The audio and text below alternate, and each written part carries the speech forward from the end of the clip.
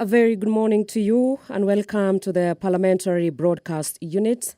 Welcome to the second session of the morning sitting of Wednesday, August 9, that starts at 9:30 a.m. And today, members of Parliament are expected to deliberate on a couple of issues and bills, starting with the procedural motion by the leader of the majority party, Honorable Kimani Ichung'wah, on the limitation of debate on motions sponsored by individual members that pursuant to the provisions of Standing Order 97-1, and notwithstanding the resolution of the House of Wednesday, 15th February 2023, early this year, that the House orders that each speech in a debate on any motion introduced by an individual member of Parliament be limited in a manner that a maximum of 1.5 hours, with not more than 10 minutes for the mover in moving and 5 minutes in replying, and a maximum of 5 minutes for any other member speaking, including the leader of the majority party and the leader of the minority party, and that priority in speaking to be accorded to the leader of the majority party, the leader of the minority party, and the chairperson of the relevant departmental committee in that order. Also, they have motions by Jane Minor, the Member of Parliament for Kirinyaga, on introduction of comprehensive health education as the core subjects in school. That the House resolved that the national government, through the State Department of Basic Education, to introduce comprehensive health, wellness and sex education in the curriculum as a core subject in school. Improving public health is a fundamental responsibility of the government, and it's imperative to address pressing health problems faced by the young people, including poor sexual and reproductive health, inadequate knowledge and information regarding sexual health, and protection against sexual transmitted infections. That the current state of adolescent health training programs is inadequate and fragmented, resulting in limited access to healthcare information and services by the youth in the country. This concern that as a result of this, young people face significant barriers in accessing comprehensive healthcare, and cognizant that comprehensive sex education through school-based programs, community-based programs, and healthcare facilities can promote health sexual practices amongst young people and reduce the lower incidences of teenage pregnancies, thus increasing the school attendance and retention. Also, the motion on establishment of the National Cancer Prevention and Control Fund, brought by Honorable Timothy Toroitich, the Member of Parliament for Marakwet West, that's aware of Article 42(1)(a) of the Constitution that provides for the right of every person to access the highest attainable standard of health, which includes the right to healthcare services. That cancer is among the leading causes of death in the country. And although the budgetary allocation for healthcare services is progressive, it is inadequate to cater for cancer prevention and care across the country. It further notes that cancer control in the country is hampered by inadequate cancer care infrastructure and limited specialized human resource capacity, recognizing that a significant number of cancer patients do not complete the prescribed treatment due to the high cost of cancer management. The Cancer Prevention Act 2012 also seeks to promote access to qualify and quality and affordable diagnostic and treatment services for persons with cancer, and to ensure the sustainable capability and capacity for prevention and the control of cancer. And now the House resolved that the government, through the National Treasury, to establish a National Cancer Prevention and Control Fund to promote prevention and treatment of cancer in the country. This is a resumption of a debate interrupted on Wednesday, August 2nd, morning sitting, and it has a balance of 13 minutes. There is a motion by Konoin Member of Parliament Brighton Yegon on development and implementation of a childcare program for children whose parents are in lawful custody. And he urges the government through the State Department for Social Protection. And now the Speaker for the morning second session of Wednesday, 9th August is in the House.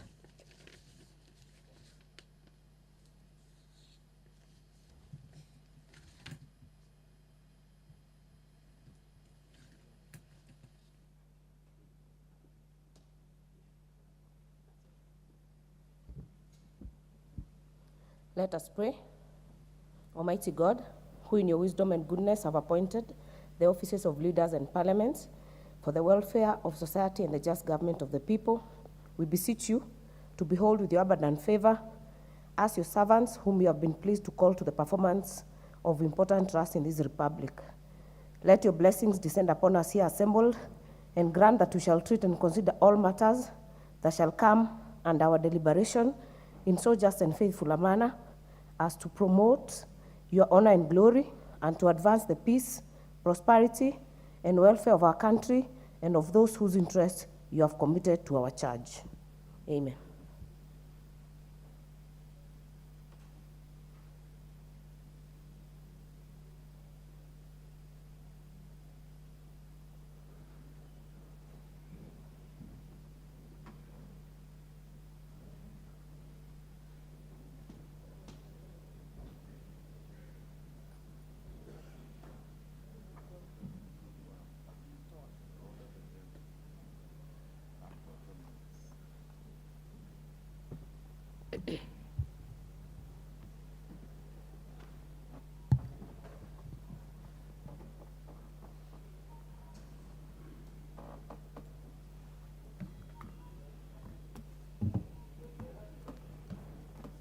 Sergeant at Arms, ring the quorum bell for 10 minutes.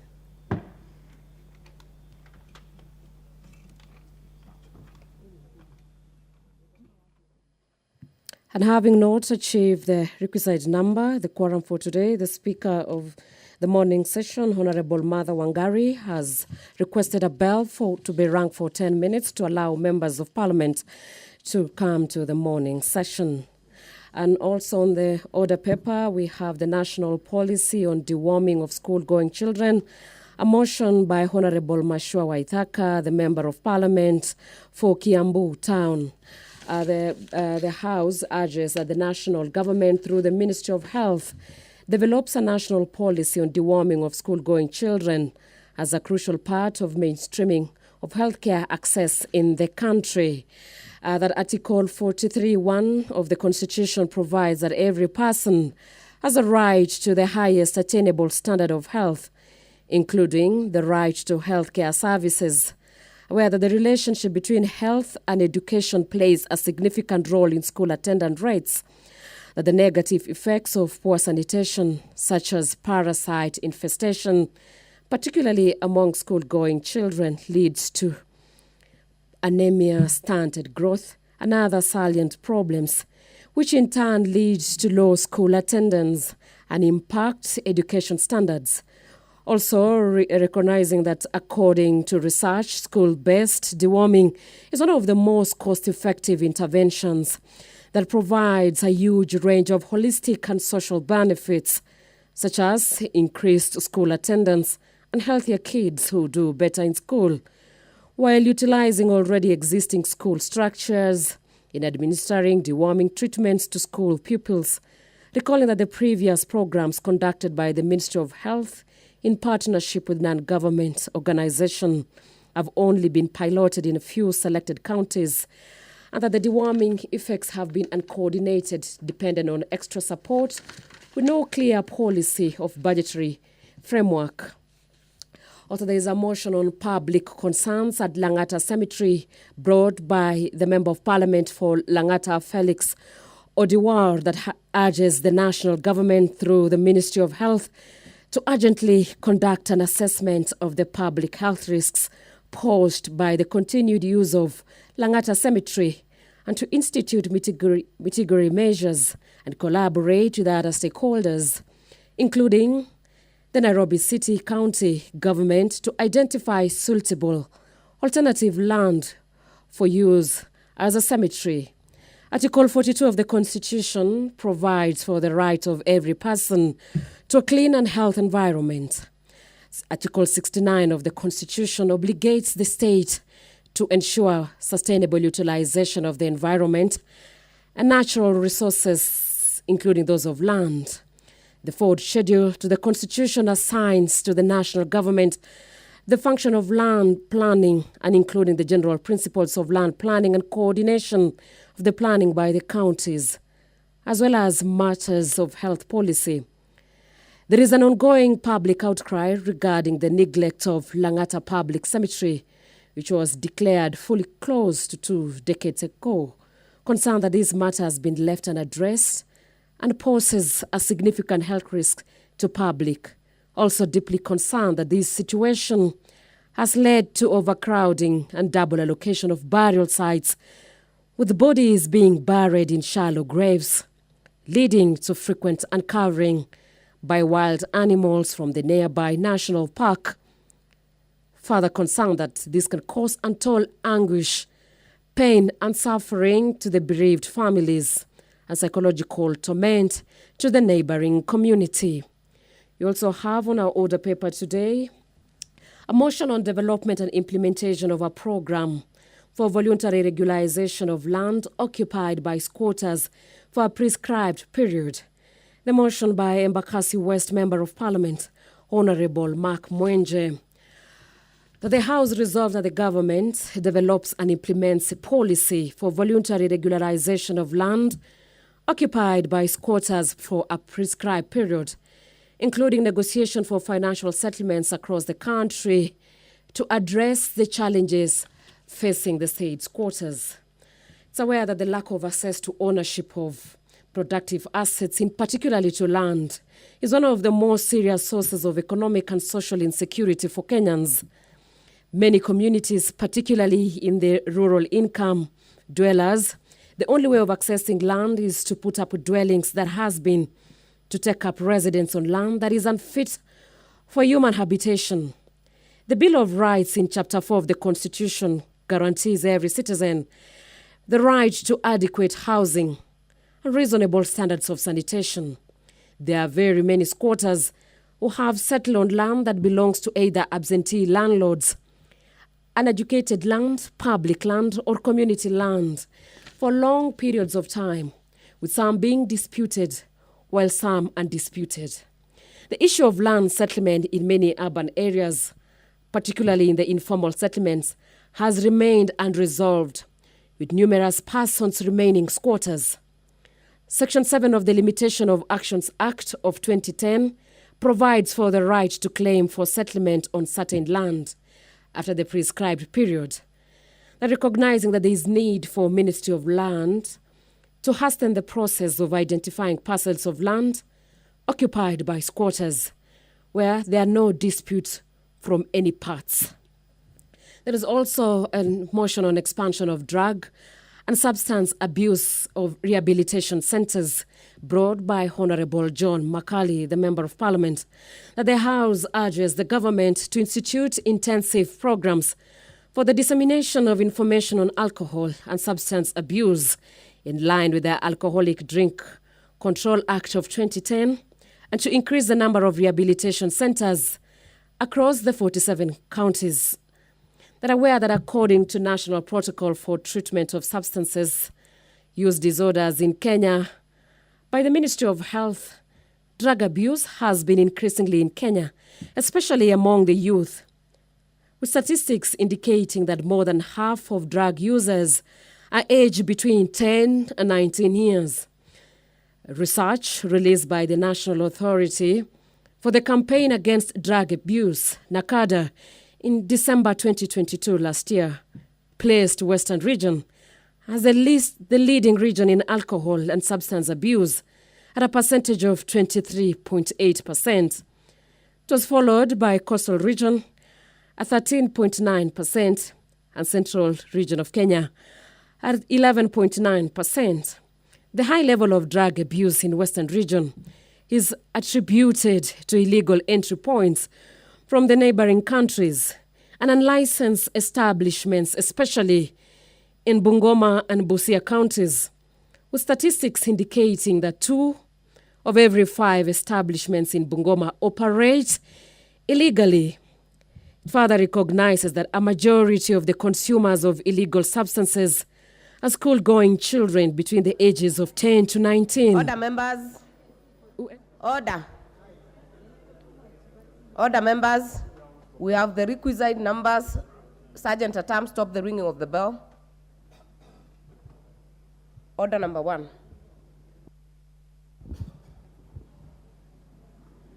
Order number 1, administration of oath. Order number 2, communication from the chair. Order number 3, messages. Order number 4, petitions. Order number 5, papers. Majority Leader.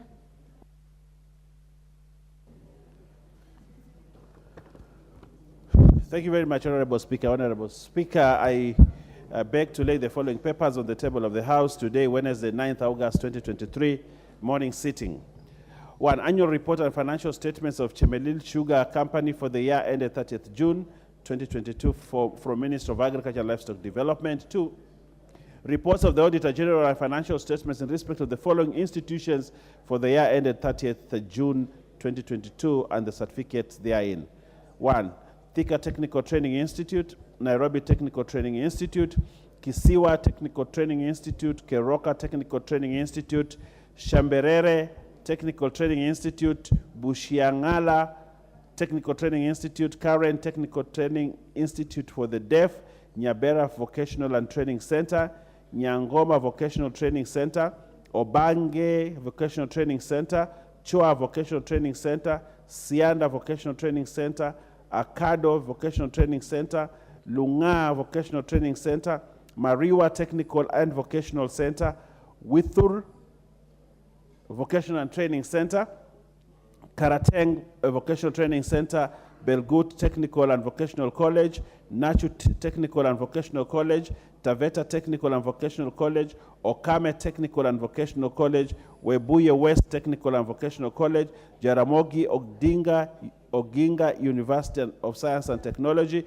Kiambu Institute of Science and Technology, and Sunset Hotel Limited. I beg to lay, Honorable Speaker.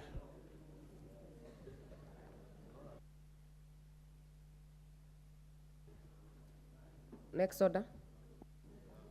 Order number 6, notices of motion. Order number 7, questions and statements.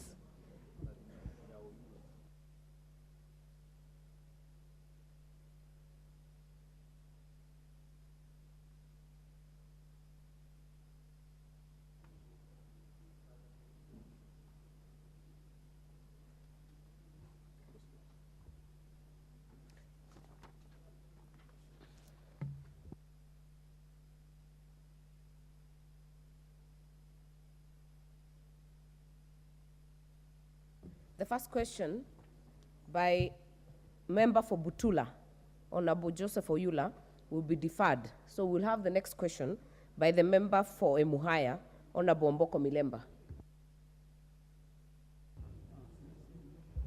Thank you, Honorable Speaker, for giving me this chance to ask question number 350 of 2023 to the Teacher Service Commission. Could the Teacher Service Commission explain why the money for group life expense or cover is no longer paid to teachers or their dependents after bereavement under the new medical scheme with Iron Minute? Number 2, explain the scope of the group life and last expense medical covers provided for teachers under Iron Minute. And number 3, Honorable Speaker, enumerate the measures it has instituted to expedite operationalization of the medical scheme to the teachers under Iron Minute. Thank you, Honorable Speaker.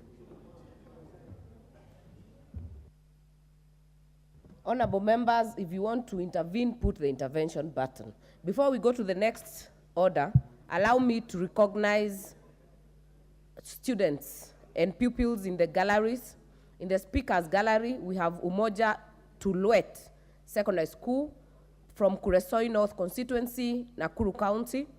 We also have Farm Foundation Academy from Kasarani Constituency, Nairobi County. In the public gallery, we have Ndere Boys High School from Gem, Siaya County. We have Chepkolon Green Highlands Academy from Ainamoi Constituency, Kericho County. We have Kamasat Primary School, Marakwet West Constituency, Elgeyo Marakwet.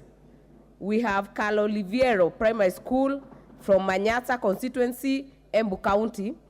Let us welcome them to observe the proceedings of the National Assembly. I will indulge the member for Marakwet West, Honorable Timothy, to welcome them, not only those from Marakwet, not only them from Marakwet West, but all the students in the gallery.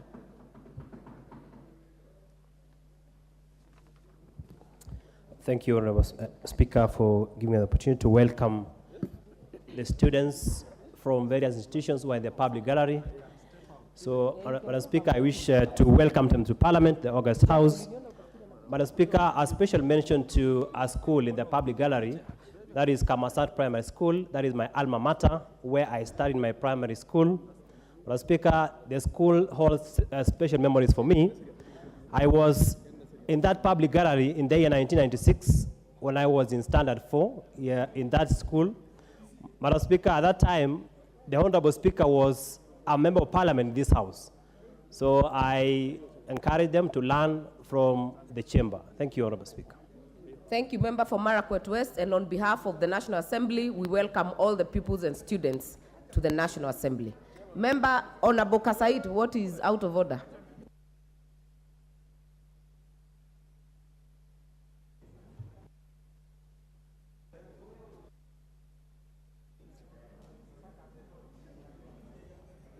Honorable Speaker, the Honorable Milemba directed his question, and I wish he could listen to me. The Honorable Milemba directed his question. Honorable Mboko Milemba, this is concerning you. Take your seat for now and listen to Honorable Kasait. Yes, Honorable Speaker, the question by Honorable Milemba was directed to the Teacher Service Commission. Our standing orders do not have room for the CEO of Teacher Service Commission to come and answer questions on the floor. And I mean, could I be in order to ask that that question be directed properly, or Mr. Milemba, Honorable Milemba, can drop the question and approach Teacher Service Commission in person? Order, Honorable William. And maybe I'll help you, Honorable Mboko. We have an addendum to the standing orders that allow questions to the independent commissions to be responded to the committees. So it is in order. Next order.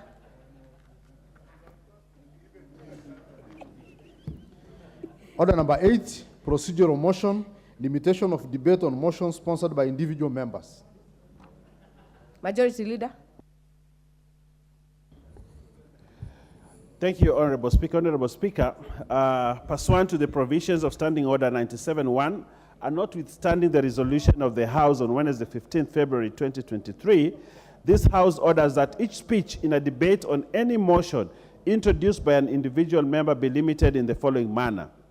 A maximum of 1.5 hours with not more than 10 minutes for the mover in moving, and 5 minutes in replying, and a maximum of 5 minutes for any other member speaking, including the leader of the majority party and the leader of the minority party. And that priority in speaking be accorded to the leader of the majority party and the leader of the minority party and the chairpersons of the relevant department committee, in that order. Honorable Speaker, members will note that the House Business Committee has put in place efforts to facilitate individual members' bills by scheduling them in the afternoon sitting every Wednesday to allow the House to consider motions by individual members in the Wednesday morning sitting. Honorable Speaker, usually we do 3 hours for these motions. If we do 3 hours for one motion, it means the whole morning session or the afternoon session is taken up by only one motion. Therefore, making it difficult for us to process the many motions that we have. Now, the House considers an individual member motion every Wednesday morning, which has been allocated 3 hours each. Currently, Honorable Speaker, we have 25 motions before the House. Now, if we are looking at 25 motions before the House, and each motion takes 3 hours, that is almost a day or a sitting, it's very difficult for us to finish these motions. So in the wisdom of the House Business Committee, we have decided, it was decided by the House Business Committee that now these motions time be reduced to 1.5 hours and that the speaking time be reduced so that we have more members contributing and more members' motions being processed. And therefore, Honorable Speaker, I would like this House to concur with the House Business Committee so that we are able to fast track and have more motions so that we can process business faster. Honorable Speaker, this will therefore accord the House time to consider and conclude with all the pending business. Some members bring in their amendments, they bring in their bills, and these bills take 2-3 years to process in this House. But for us, following the communication of the Speaker last week, for us to be able to fast track this, then we suggest that we reduce the time from 3 to 1.5 hours and also reduce speaking time. Honorable Speaker, I wish to request the Honorable Chepkonga to second. Honorable Chepkonga. Honorable Chepkonga. Thank you, Honorable Speaker. Indeed, we agreed at the House Committee that we need to fast track the motions that have been pending in this House for members. So I second.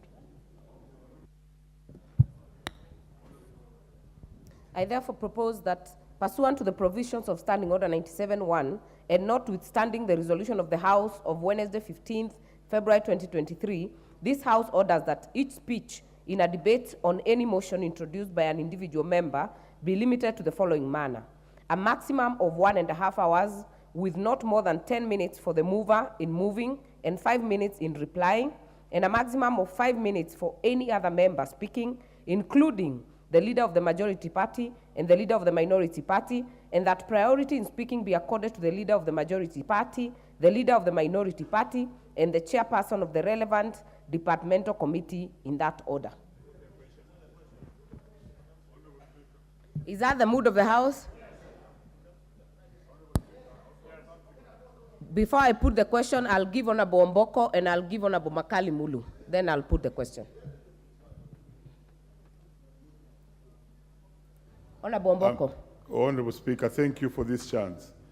I think I want to support this motion because we noticed that this Parliament, the new members or the members who came in for the first time are very active, and we want to congratulate them because they are having so many motions that are private motions, and they are very active. To accommodate all of them and to allow every member exercise his power and also contribute, it is better that we actually reduce the time for the motions and also in sequence, like you have already indicated and is indicated in the motion, we also reduce the time for speaking. This will give more members a chance to contribute and actually be felt by their own constituents on the ground. And therefore, Honorable Speaker, I thought I should speak on this and support that motion greatly. Thank you, and congratulate the new members who are in the House.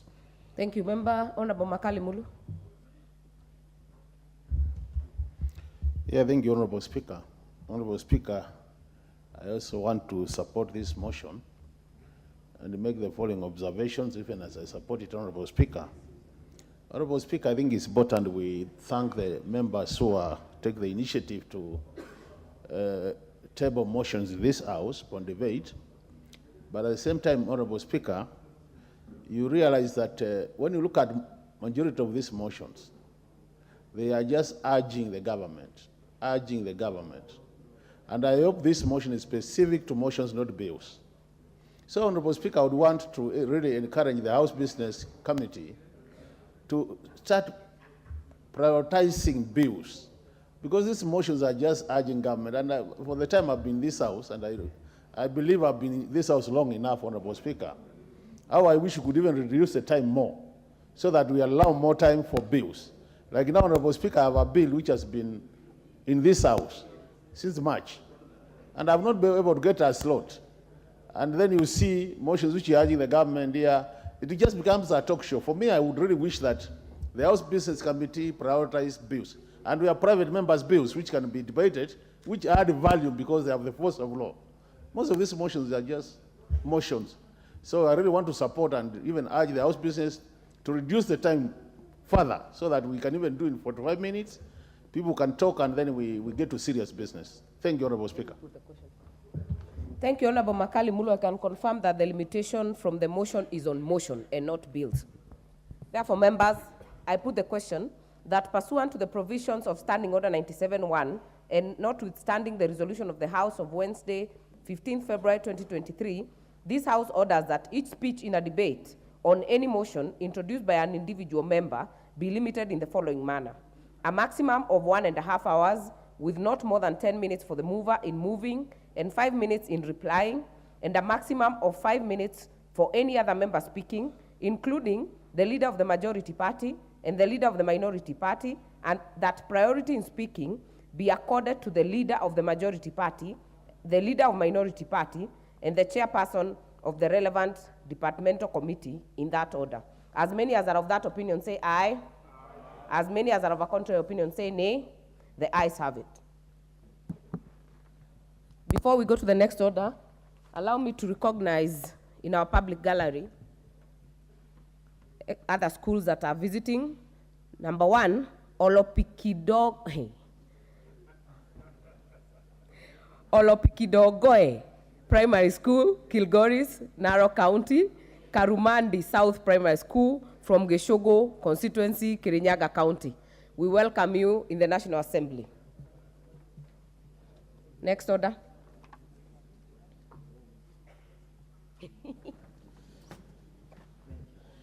Order number 9, motion, introduction of comprehensive health education as a core subject in schools. Question to be put.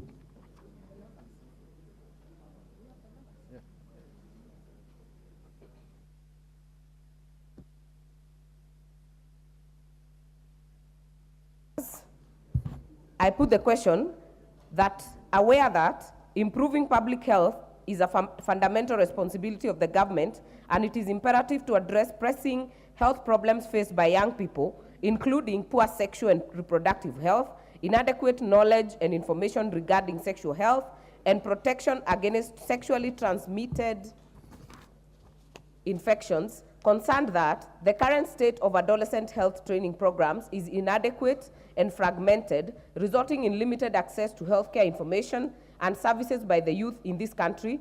Further concerned that, as a result of these, young people face significant barriers in accessing comprehensive healthcare, cognizant that comprehensive sexual education through school-based programs, community-based programs, and healthcare facilities can promote health sexual practices amongst young people and reduce the spread of HIV/AIDS and other sexually transmitted infections, lower the incidences of teenage pregnancies, thus increasing school attendance and retention. Now, therefore, this House resolves that the national government, through the State Department of Basic Education, introduces comprehensive health, wellness, and sex education in the curriculum as a core subject in schools. As many as are of that opinion say aye. As many as are of a contrary opinion say nay. The ayes have it. Order number 10, the Kenya Information and Communications Amendment Bill, National Assembly Bill number 52 of 2022, first reading. A bill for an act of parliament to amend the Kenya Information and Communication Act and for connected purposes. Order number 11, the Higher Education Loans Board Amendment Bill, National Assembly Bill number 10 of 2023, first reading. A bill for an act of parliament to amend the Higher Education Loans Board Act. Order number 12, the Cancer Prevention and Control Amendment Bill, National Assembly Bill number 19 of 2023, first reading. A bill for an act of parliament to amend the Cancer Prevention and Control Act and for connected purposes. Order number 13, motion, establishment of a National Cancer Prevention and Control Fund. This is a continuing motion. We have a balance of 13 minutes. Was there anyone on the floor?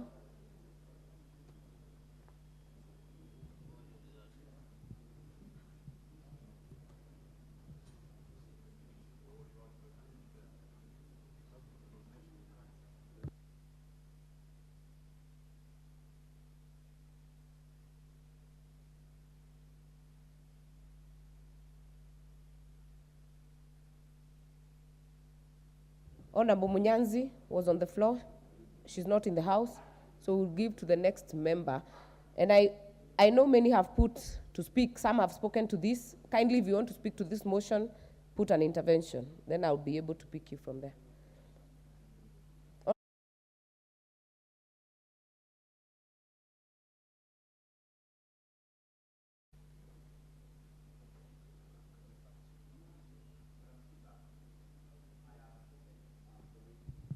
You're not allowed, you cannot donate because you've already spoken to the motion. I'll give the member for Kandui, Honorable John Makali.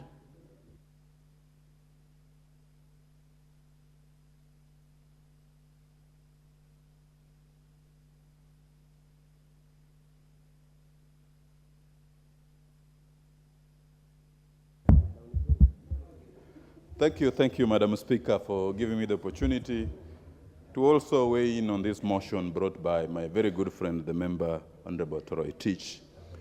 First, Honorable Speaker, cancer has claimed many lives in this country. Cancer is the third largest ailment that claims our people. And it is good that the Honorable Member has brought this motion so that we can be able to establish a fund that will be able to assist our people towards early treatment, early identification of cancer, and working on means to ensure that this ailment is prevented. It is heartening, Madam Speaker, that on our today's order paper, we have a bill that is supposed to bring in the cancer to deal with the issues of cancer. But, Madam Speaker, we have established a National Cancer Center, but that National Cancer Center is not adequately funded. We pray that moving forward, we are going to appropriate sufficient funds at this House to enable the National Cancer Center to be fully operationalized.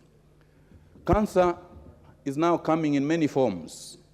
Most people in the rural areas are selling their lands, selling their properties to ensure that we have cancer treated.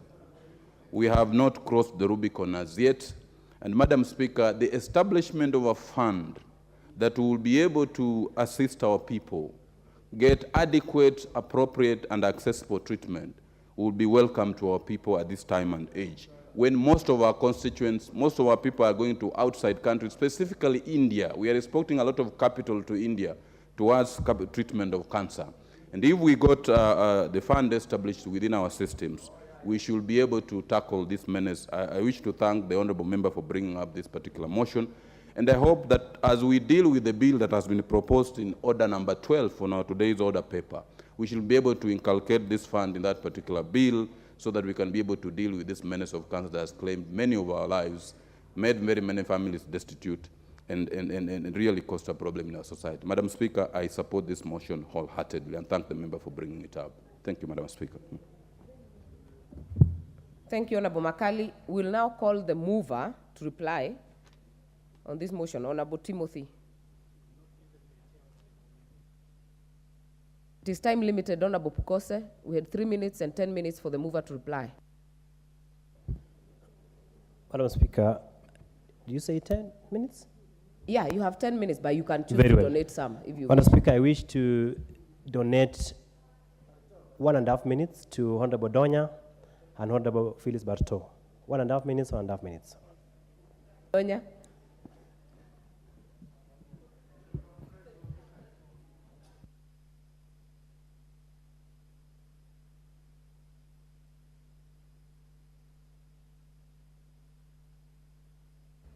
Clerk, please note that the mover is very, very economical with the minutes. So. Oh, thank you, Madam Speaker. Issues to do with health are very important to our people, and the types of cancers that are there worry us a lot. Doctors indicate to us that you should be having a routine check. You can imagine we have blood cancer. You have to go for blood cancer test. There is colon cancer, prostate cancer, then breast cancer. Of all these cancers, Madam Speaker, what is easy to detect is breast cancer, because women, we are advised to be testing ourselves on that cancer. But what of those people, Madam Speaker, who have no information of these cancers and how they should be handled? So as I support my brother, Honorable Robert, also we should have cancer awareness, what our people need to know of the cancers. Some believe that you're not supposed to eat a particular food, this type of food.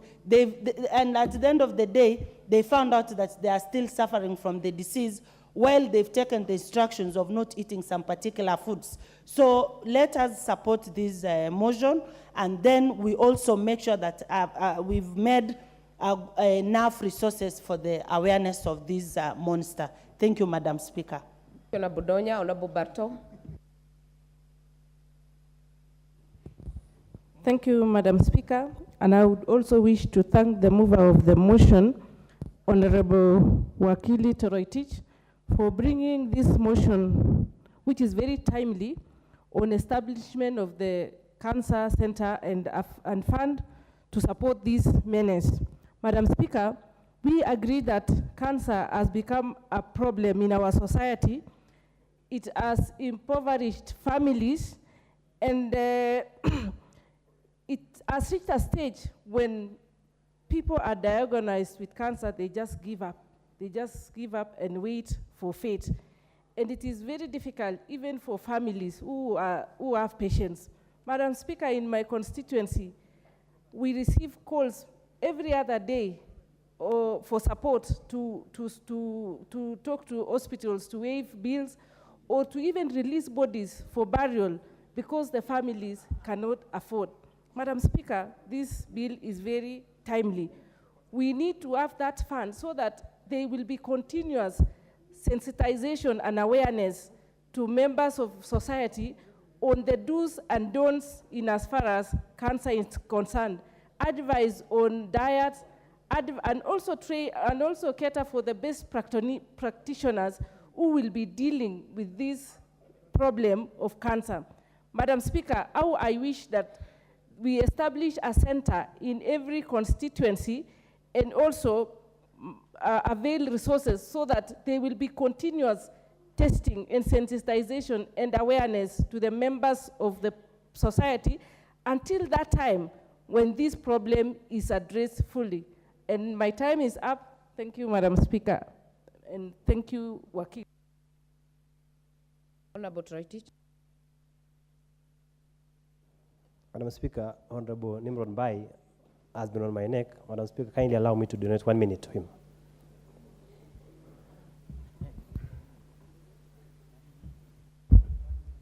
Thank you, Madam Speaker. I will be very brief. I want to thank my friend Wakili Toroitich for the motion and also for the thought. Madam Speaker, cancer is a national disaster in our country, and because the only possible cure for cancer is early diagnosis. And the people in the villages, no facilities have the hospitals have no facilities for testing cancer.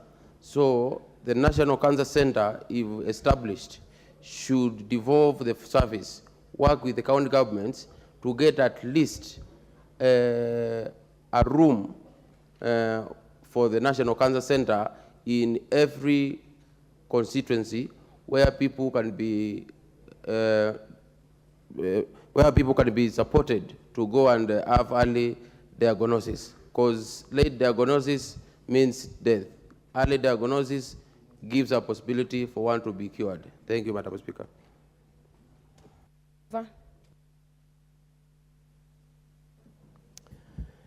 Thank you, honorable members. Madam Speaker, I wish to take this opportunity to sincerely thank the honorable members who substantively contributed towards this motion. Madam Speaker, the members who supported or who touched on this motion supported this motion both in substance. They supported the letter and the spirit of this motion. I sincerely, from the deepest part of my heart, thank the members for supporting this motion. Madam Speaker, this speaks to the issue of cancer in this country, because the overwhelming support, that is 100% support that this motion got in this House, means that indeed cancer is a menace, and as I said, cancer is an equivalent of a death sentence in this country. Madam Speaker, I gave the statistics, the harrowing statistics of cancer in this country. And Madam Speaker, I said that the current statistics point to that almost 100,000 people in this country are diagnosed annually with cancer. And out of that 100,000, the mortality rate, Madam Speaker, is 90,000. And I said, per month in this country, we are losing 7,500 people out of cancer. Per day, we are losing 250 people. Per hour, we are losing 10 people in this country out of cancer. So, Madam Speaker, cancer is a national disaster that we must be able to combat in this country. Madam Speaker, of special mention when contributing is Honorable Deputy Speaker Gladys Boss and Wamuchomba. And Madam Speaker, they talked about the pest, that is the Pest Products Control Board in this country, that the World Health Organization has banned 267 pesticides. But Madam Speaker, those pesticides are still operating in this country. They are being sold in this country. And the control board has not done anything to ban those pesticides. And Madam Speaker, of interest to mention is that there was a recent cancer screening in Uasin Gishu County.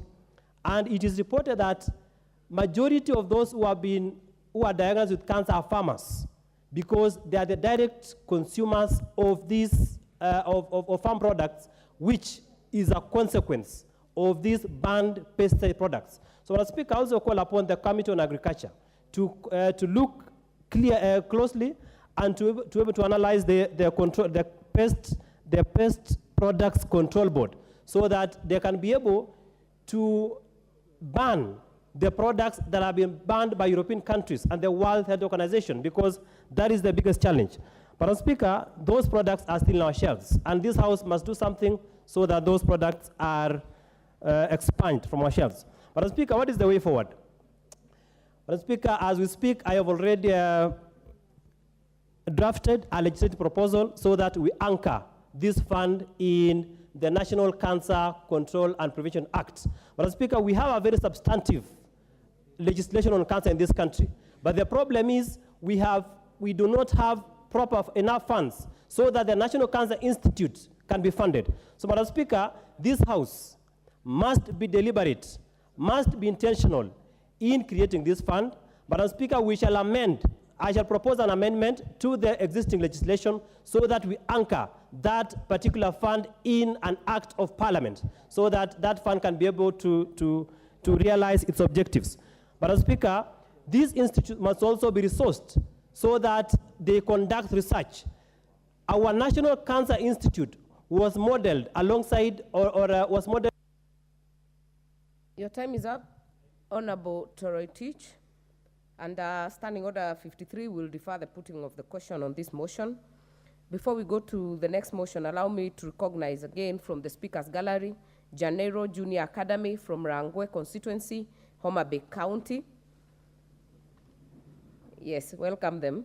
ACK St. Luke Academy from Thika Town, Kiambu County, seated at the Speaker's Gallery. We have Chebunyo Christian Academy from Chepalungu, Bomet County. And we also have a visiting delegation from St. Petersburg University in Russia, who are seated in the Speaker's Gallery. Allow me, on my own behalf and that of the House, to welcome them to the National Assembly, and I'll indulge Honorable Omar Mwinyi to welcome the visiting delegation from Russia, but also the visiting students into the House. Thank you, Madam Speaker, for according me this opportunity. I would also like to welcome the visiting delegation from Russia. The head of this delegation is none other than Bolotiva Svilitana, who is the head of Special Projects Department at St. Petersburg University in Russia. She is accompanied by Sokina Christina, who is a specialist in language testing at St. Petersburg University. And along with them is Vorontsova Irina, who is the Deputy Head of Admissions Office for International Applicants. So you are actually welcome in this Honorable National Chamber of the Honorable Assembly. Mwinyi, speak to the chair. Madam Chair, I wish to welcome them to this chamber and to this Republic of Kenya. Enjoy the warm, of course, weather that we are enjoying in this country, and the good people of Kenya are ready to welcome you wherever you'll be visiting. Otherwise, for the students, we are also welcoming you to this chamber, and we urge you to work hard so that one of these good days in future, you'll also find yourself in this house, either as a member of parliament, a senator, or a cabinet secretary. Thank you very much, and feel welcome. Thank you, Honorable Omar Mwinyi. The next motion, before we go to the next motion, under order number 14, it's important to note that it will be affected by the procedural motion that we've already passed. It will have a maximum of 1.5 hours of debate. The mover will have a maximum of 10 minutes to move, 5 minutes to reply. The speakers, every other speaker, including the leader of majority and minority, will have a maximum of 5 minutes. So next order. Order number 14, motion, development and implementation of a child care program for children whose parents are in lawful custody. Honorable Brighton. Thank you very much, Madam Speaker, for allowing me to move this motion. Development and implementation of child care program for children whose parents are in lawful custody. That aware that Article 53 of the Constitution provides for the right of children, including the right to free and compulsory basic education. Further aware that Section 22 of the Persons Deprived of Liberty Act and the Child Care Policy provides for the care of children whose parents is deprived of liberty until the child still require parental support, further recognizing that majority of these children often suffer from emotional distress, social stigma, and economic hardships, cognizant of the fact that all children should be accorded a means of maintaining their relationship with their incarcerated parents, noting that children have restricted economic resources available for their support, which in turn negatively impacts their lives. This House therefore urges the government through the State Department for Social Protection and Senior Citizens Affairs to develop and implement a program for the children of, for the care of the children above the age of 4 years whose parents are under lawful custody.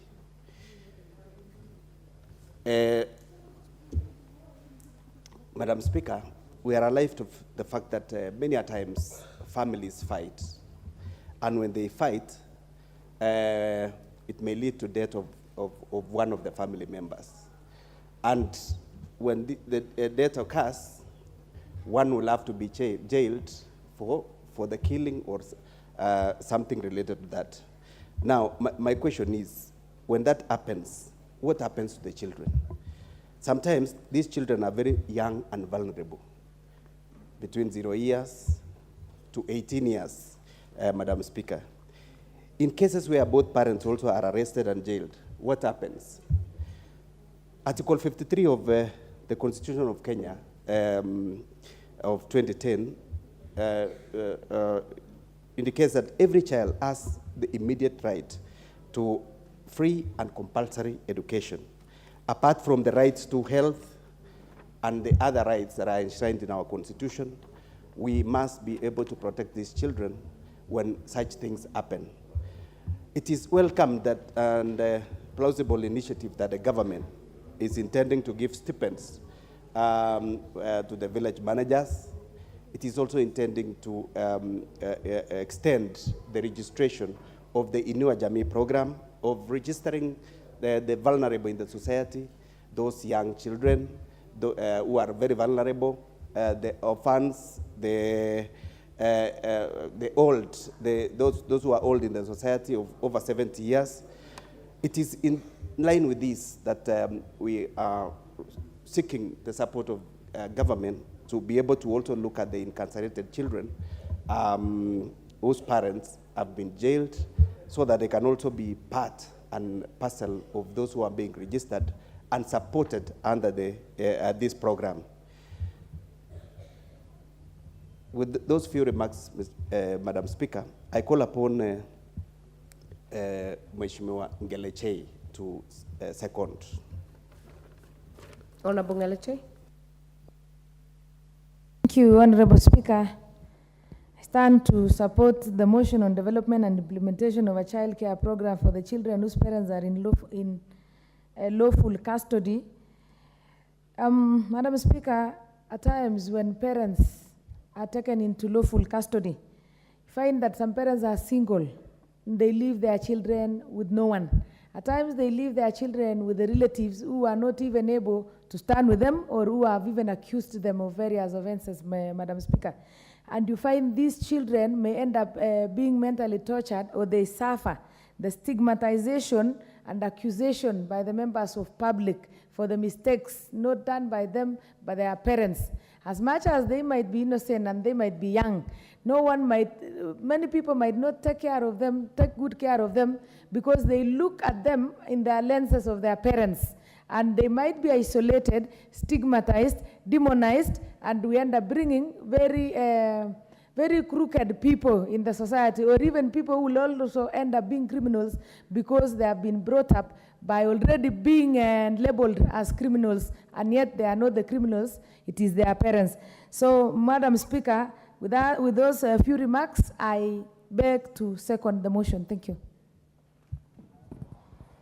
Thank you. I therefore propose that, aware that Article 53 of the Constitution provides for the rights of children, including the right to free and compulsory basic education, further aware that Section 22 of the Persons Deprived of Liberty Act and the Child Care Policy provides for the care of a child whose parent is deprived of liberty until the child still require parental support, further recognizing that majority of these children often suffer from emotional distress, social stigma, and economic hardships, cognizant of the fact that all children should be accorded a means of maintaining their relationship with their incarcerated parents, noting that children have restricted economic resources available for their support, which in turn negatively impact their lives. This House therefore urges the government, through the State Department for Social Protection and Senior Citizen Affairs, to develop and implement a program for the care of children above the age of 4 years whose parents are under lawful custody. Again, members, those willing to speak to this motion, you can indicate. Honorable Abraham Kirwa. Thank you again, Madam Speaker, for giving me this opportunity to support this motion of national policy, the development and implementation of child care program for children whose parents are in lawful custody.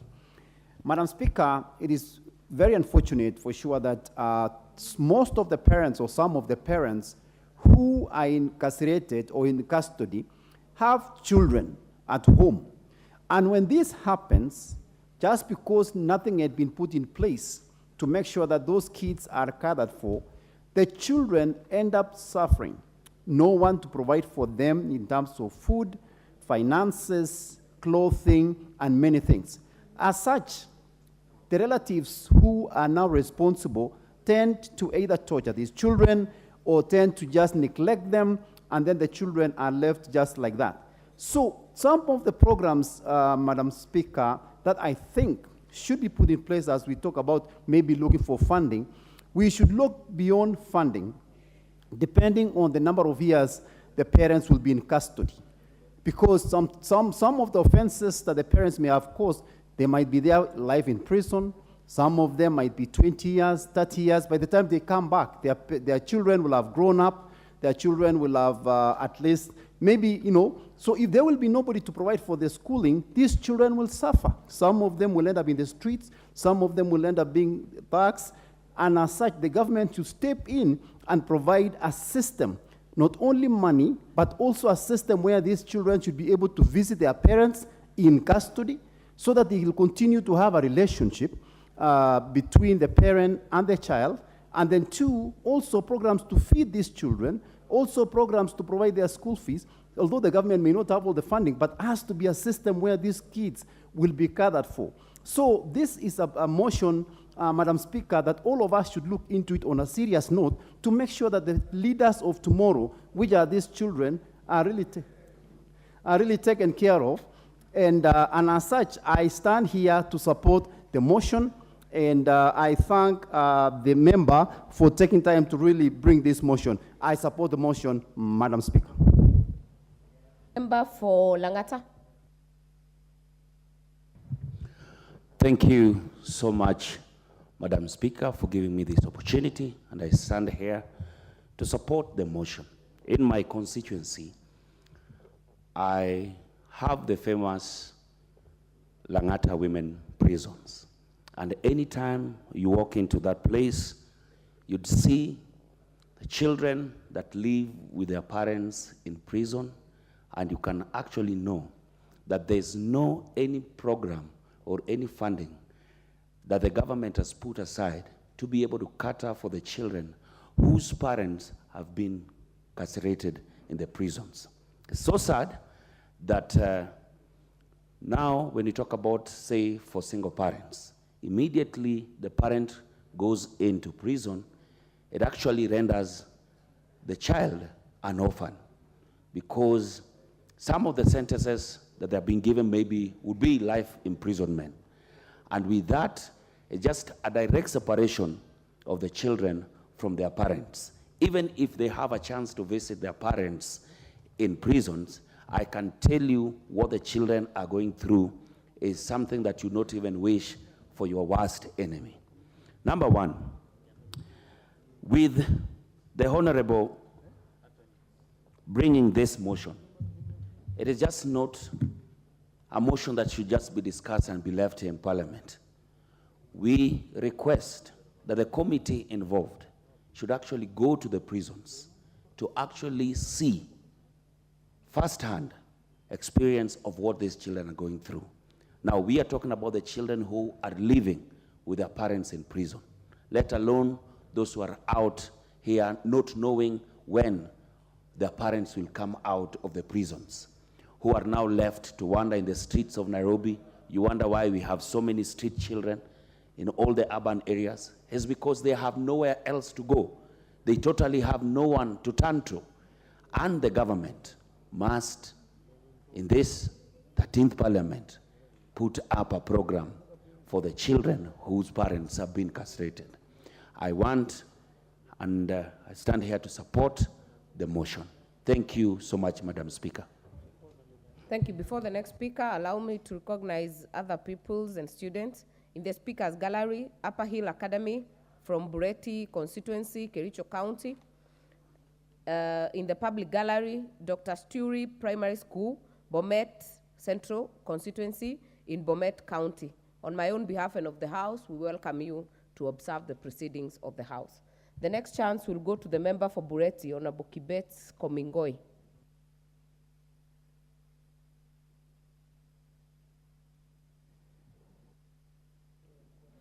Thank you so much, Madam Speaker, for the opportunity to be able to contribute to the motion that is on the floor about the children whose parents are under lawful custody. But before that, Madam Speaker, I would want to thank the visitors that have visited Parliament from the variety of schools, and especially from the school from Bureti, that they are much welcome to these chambers to be able to see the workings, the goings on and also to inspire them on what is possible when they become a part of the larger society that seeks to both develop and also improve the society that we come from. We urge all the students to study hard and be a part of the responsible community of our nation. Madam Speaker, with regard to the motion that is before us, we come to the recognition that sometimes stuff happens in life that may lead to incarceration of parents, people who have children. And the question that actually comes on board, and I want to thank the Konoin MP for bringing to the notice of the nation that there are children of this nation, children of this country, that have suffered as a result of mistakes of others. And the mistakes of others include our parents, our brothers and sisters, who may have committed crimes that have led to their incarceration, and therefore unable to provide, tend, or to take care of their children. The question then we have is, what does the government have in plan to be able to take care of these citizens to grow into responsible citizens of our nation? The question we have is that we know that there's a social protection program being carried out under the Ministry of Interior, the Correctional Services, that take care of children 4 years and below. But as children grow at 5 years, what happened to these children if the terms, the imprisonment terms of their parents is longer? The proposal that is being made, that the government takes up its duty to be able to protect these children, to school these children, and even defend them within the society and give them opportunities that they may be able to become responsible people and also participate in the development of this nation.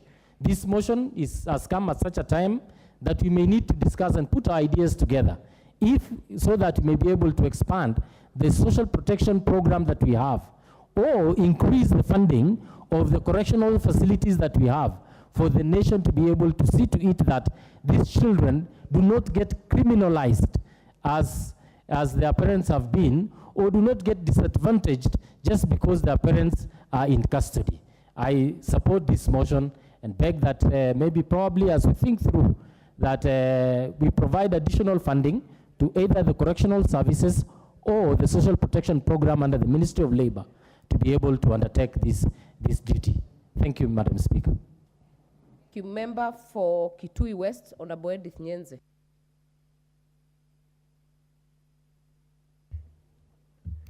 Thank you, Madam Speaker, for giving me this opportunity to support this motion on maintenance of child custody, especially after the parents have lawfully been put into custody. Let me say that if the family structures we are working, then we would talk about family members, the immediate family members taking care of such children. But the family unit has really broken down, and that's why we are talking of the government coming in to take over the maintenance of these children from 4 years. So I would really say that the Social Protection Committee should also try to come up with legislation which would also support our members' bill, so that they can come up with that legislation on how these children can actually be protected by either through fostering. They can also be protected through adoption. They can also be protected through by having some centers for these children, and also that the ministry can also have follow-up on how these children are being treated, especially if they have been adopted by some family members, if they have been, because the best thing would actually not to put them in one place, but they should also be brought up in their family way, whereby they will also grow up as the other children, but with a love of the extended family members, but ensure that there is a strict follow-up on now and reporting on how they are actually being treated. There should also be some funds which are set aside to maintain these children, so that they can also have a proper medical care, proper education, and the best maintenance, as they wait for their parents to be released from custody. With that, Madam Speaker, I support.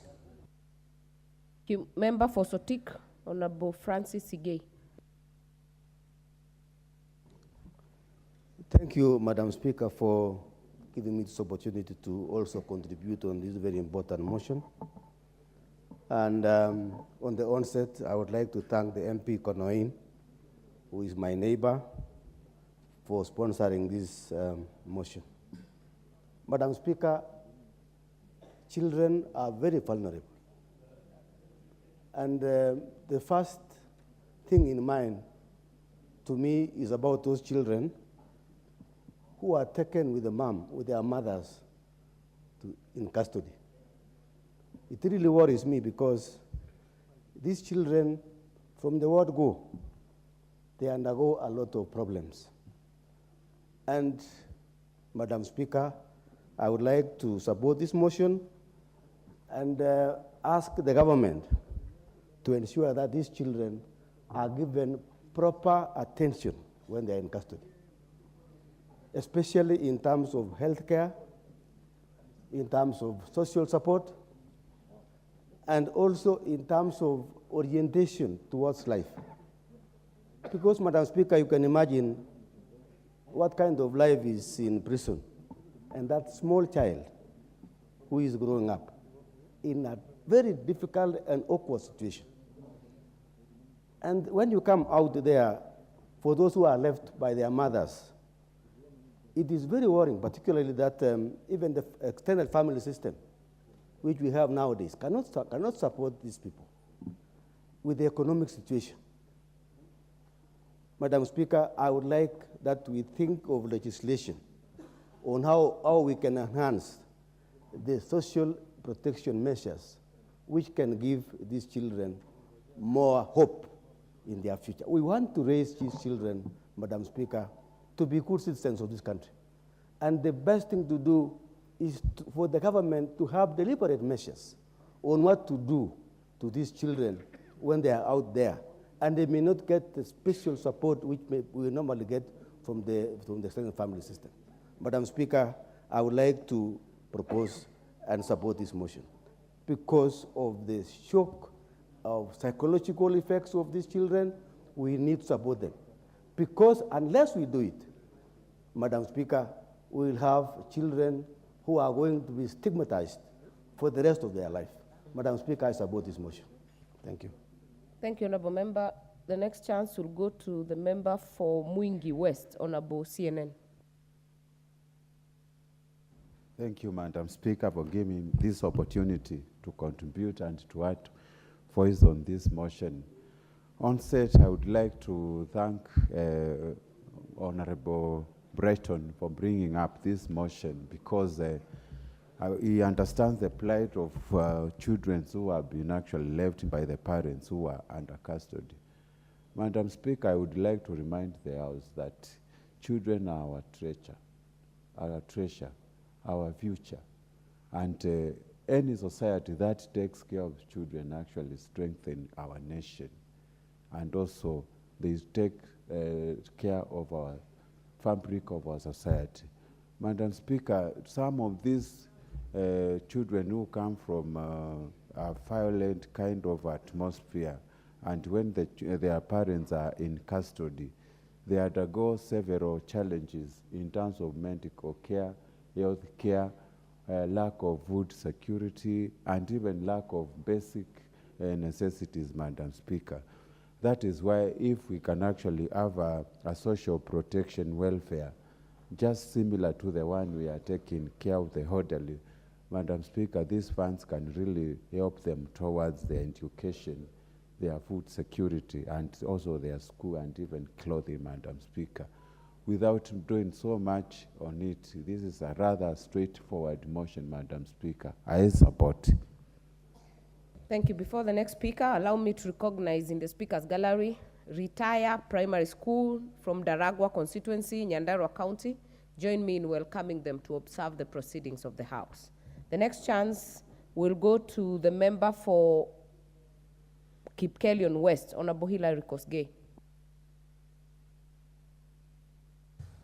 Thank you, Madam Speaker.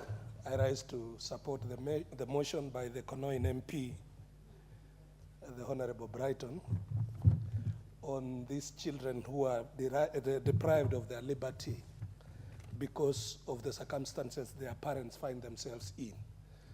And Madam Speaker, sitting in the Social Protection Committee, it has come to my attention and the attention of the committee that the whole world is pumping resources to secure the vulnerable members of their societies, including these deprived children.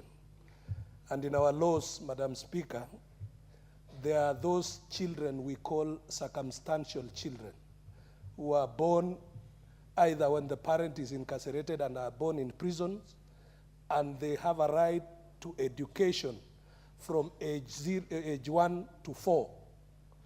But this program on circumstantial children, Madam Speaker, does not cater for the other many children who find themselves probably orphaned because the parents fought and they were imprisoned and they are left vulnerable.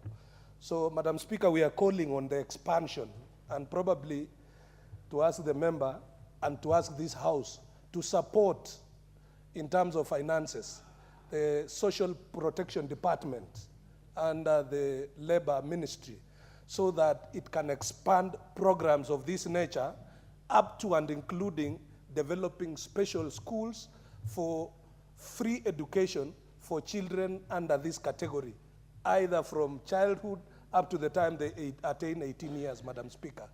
So, Madam Speaker, there are many circumstances that lead to this. We ignore it most of the time. But time has come as a nation that we must make sure that we leave no child behind as we plan for the progress and development of the better children who are lucky to have parents.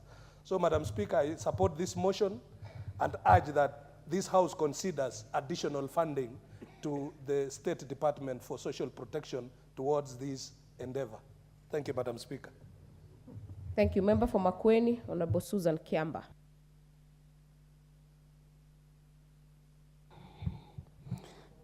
Thank you, Madam Speaker, for giving me this time to make my contribution on this very important motion.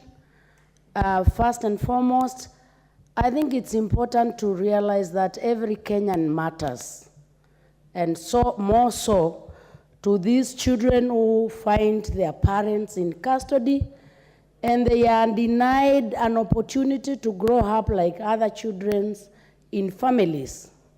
We realize that when you go to some of these particular areas, you realize that there are families that have cycles of people going to jail.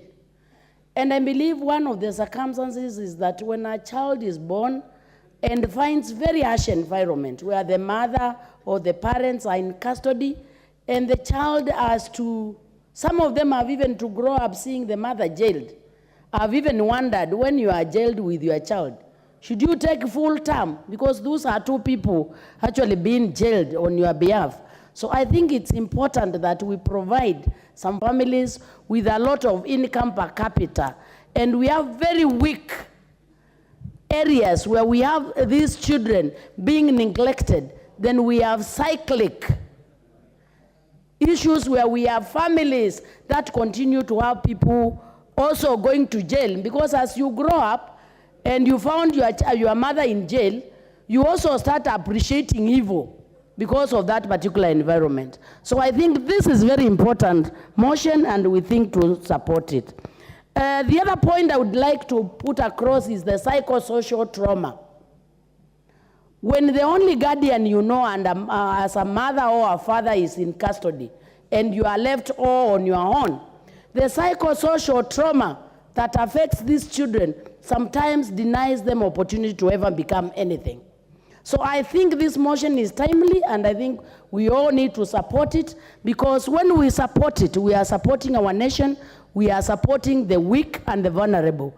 And that way, as a nation, we will actually advance, because every Kenyan matters. So I really support this motion, and I thank the member who has brought it. Thank you. You member for Changamwe. Madam Speaker, for giving me this opportunity. And first and foremost, I would also like to congratulate the member for Konoin for bringing up this motion which aims at addressing a problem that is in society. Madam Speaker, it is a fact that parents are a vital portion in our upbringing, and they provide, of course, warmth, love, guidance, assurance, and proper upbringing. In life, Madam Speaker, practically the mother is the one who plays the most crucial role in the children's upbringing. And in most families these days, we are degenerating into single parenthood, especially the fathers are becoming less responsible. And if you hear of people getting imprisoned, you find it is the mothers who are the ones who are going to jail mostly. And in such scenario, you find, Madam Speaker, it begins with a simple cases in the village, which could be dealt with by the elders of the village, including the chief. But most people end up just going to the police station, and unfortunately, our police officers are not trained to try to solve simple problems. Sometimes they even take advantage of such situation to seek for money out of such cases. And if you don't part with money, then your case ends up in court, and sometimes you are given a sentence which is not actually commensurate to the crime that, of course, has been committed. Perhaps in this regard, Madam Speaker, I would urge the provincial administration, especially now that we have passed the bill to pay the village elders, to try as much as possible to advise, the community, to try to use alternative, dispute resolution, so that we do not have simple cases which can be sorted out, ending up in courts and perhaps imprisonment. Then, Madam Speaker, when addressing this challenge, I want to give an example of a philanthropist in Mombasa by the name of Hasu, or famous known as Mombasa Cement, who feeds about 3,000 to 5,000 people in a day. If such a person can do such an activity, I believe the government can do even better than that. So perhaps using the same administration where we have the chief and the village elders, something can be done so that in case a parent is in prison, then something can be organized, the funding can be there to make sure these children are well taken care of. However, I would also urge, Madam Speaker, that sometimes the judges and the magistrates also take time to visit the prisons, to have an interview with those who are in there incarcerated, so that at least they can review these cases to make sure those which, of course, are found to be of lesser criminal activity, they can be released to go and join their families so that they can provide the much-needed guidance to their children. Madam Speaker, we are living in difficult times today, where even getting money for the daily sustenance is a challenge. So if the mother is put in incarceration for even 6 months, it becomes quite a challenge, especially to these young kids who are very important to this nation. Since we believe that a nation is built by its people, and the young people are the ones who are going to grow into proper and, of course, responsible adults, I urge this House and the government to take this motion seriously and to make sure everything is done to pave the way for funds to be set aside so that families that are caught in this situation can get assistance, and perhaps the other areas that we have mentioned can also be addressed. Madam Speaker, I thank you for giving me this opportunity, and I thank the member for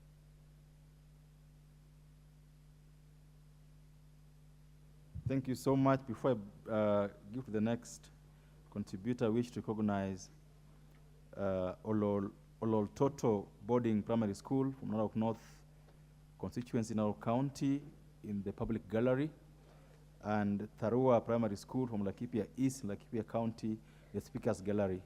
They are welcome to follow the proceedings of the House this morning. The Honorable Mary Omase, Teso South.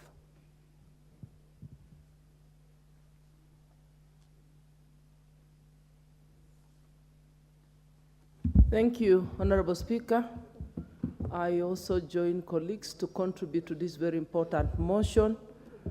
Honorable Speaker, as a mother, every time we see a child suffering, every time we see a child dropping out of school because probably a parent was jailed for one reason or the other,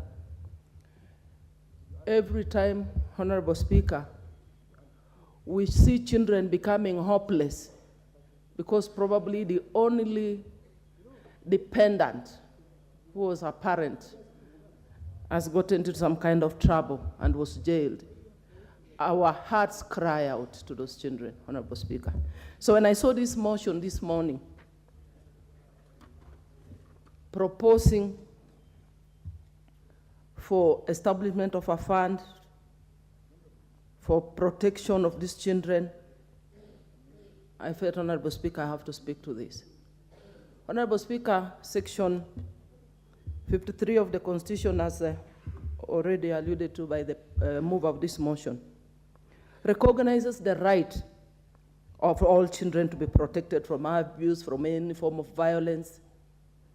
And it's a right for every child to grow up in a conducive environment, in an environment where there is love, in an environment where there is a counselor, somebody they can trust and look up to and confide in and get guidance and get counseling. Grow up in an environment where they can become responsible and important citizens as they grow up. But in an event that when a child loses that kind of guidance, loses that counselor, the person they can look up to, open up to when they have a problem, support them, then we are likely to lose a society, we are likely to lose a generation. So those children born out of such kind of parents who have found themselves in prison deserve to be protected and to be provided for, like any other child. So, Honorable Speaker, I support this motion, and I urge honorable colleagues to support it. Thank you, Honorable Speaker. Member for Busia, the Honorable Catherine Omanyo.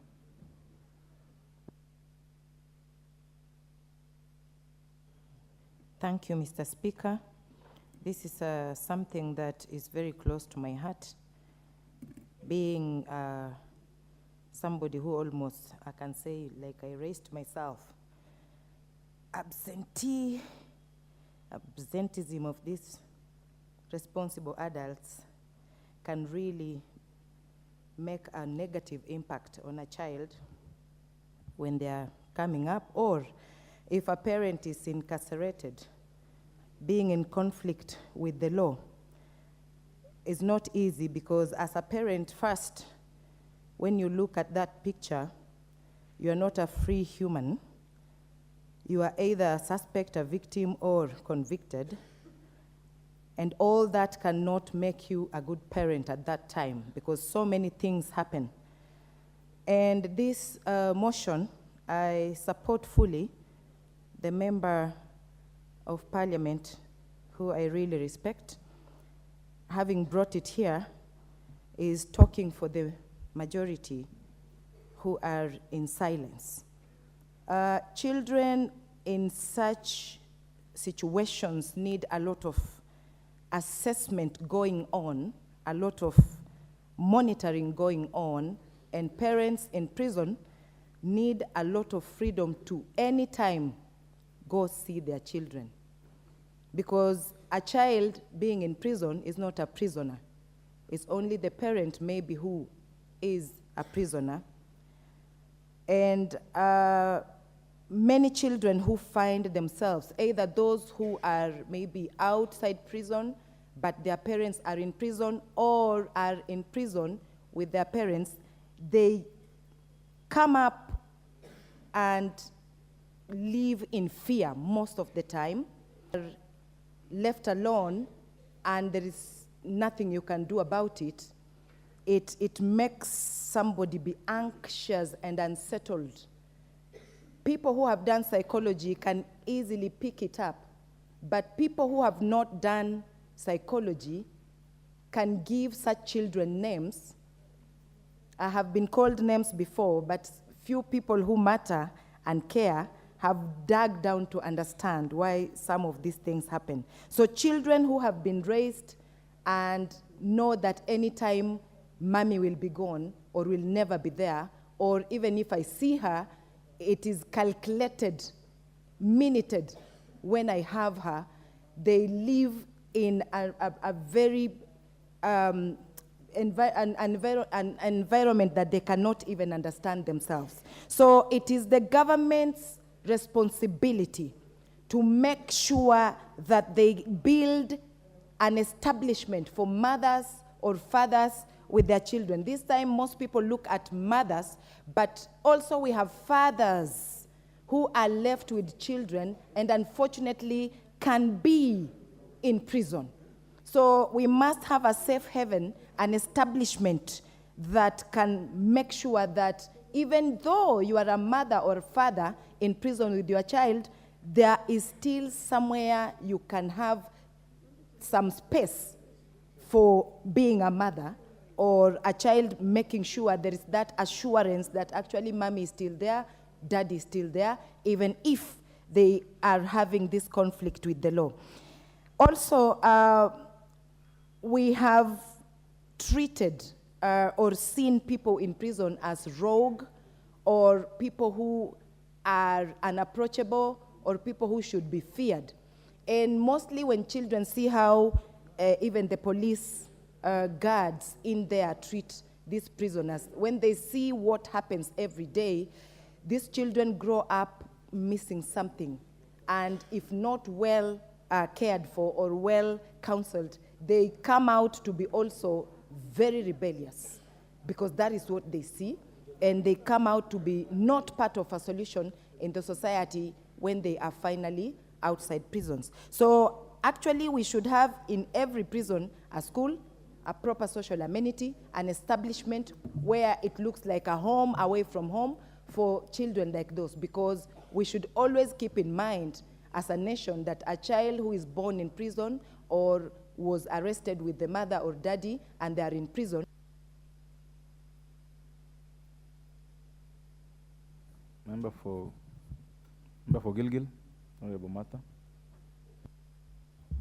Thank you, Mr. Speaker.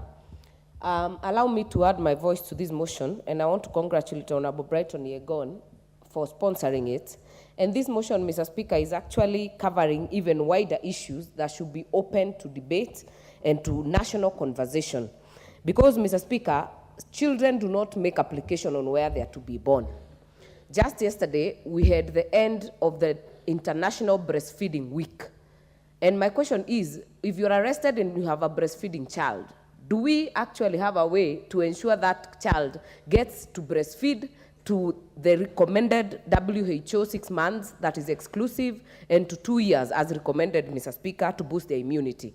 So, Mr. Speaker, this issue, and I think during the time that Honorable Moody Awori was the minister, there are some serious reforms and drafts of reforms that happened in the correctional facilities. And I want to join Honorable Jalas or Felix of Langata to say that this issue actually should be transmitted to the Social Protection Committee or the Labor Committee of this House.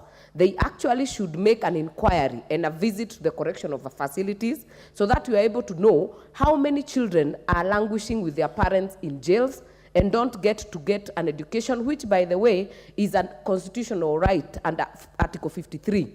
Do not get to enjoy a comprehensive medical care or cover, which is another right by the Constitution, Mr. Speaker.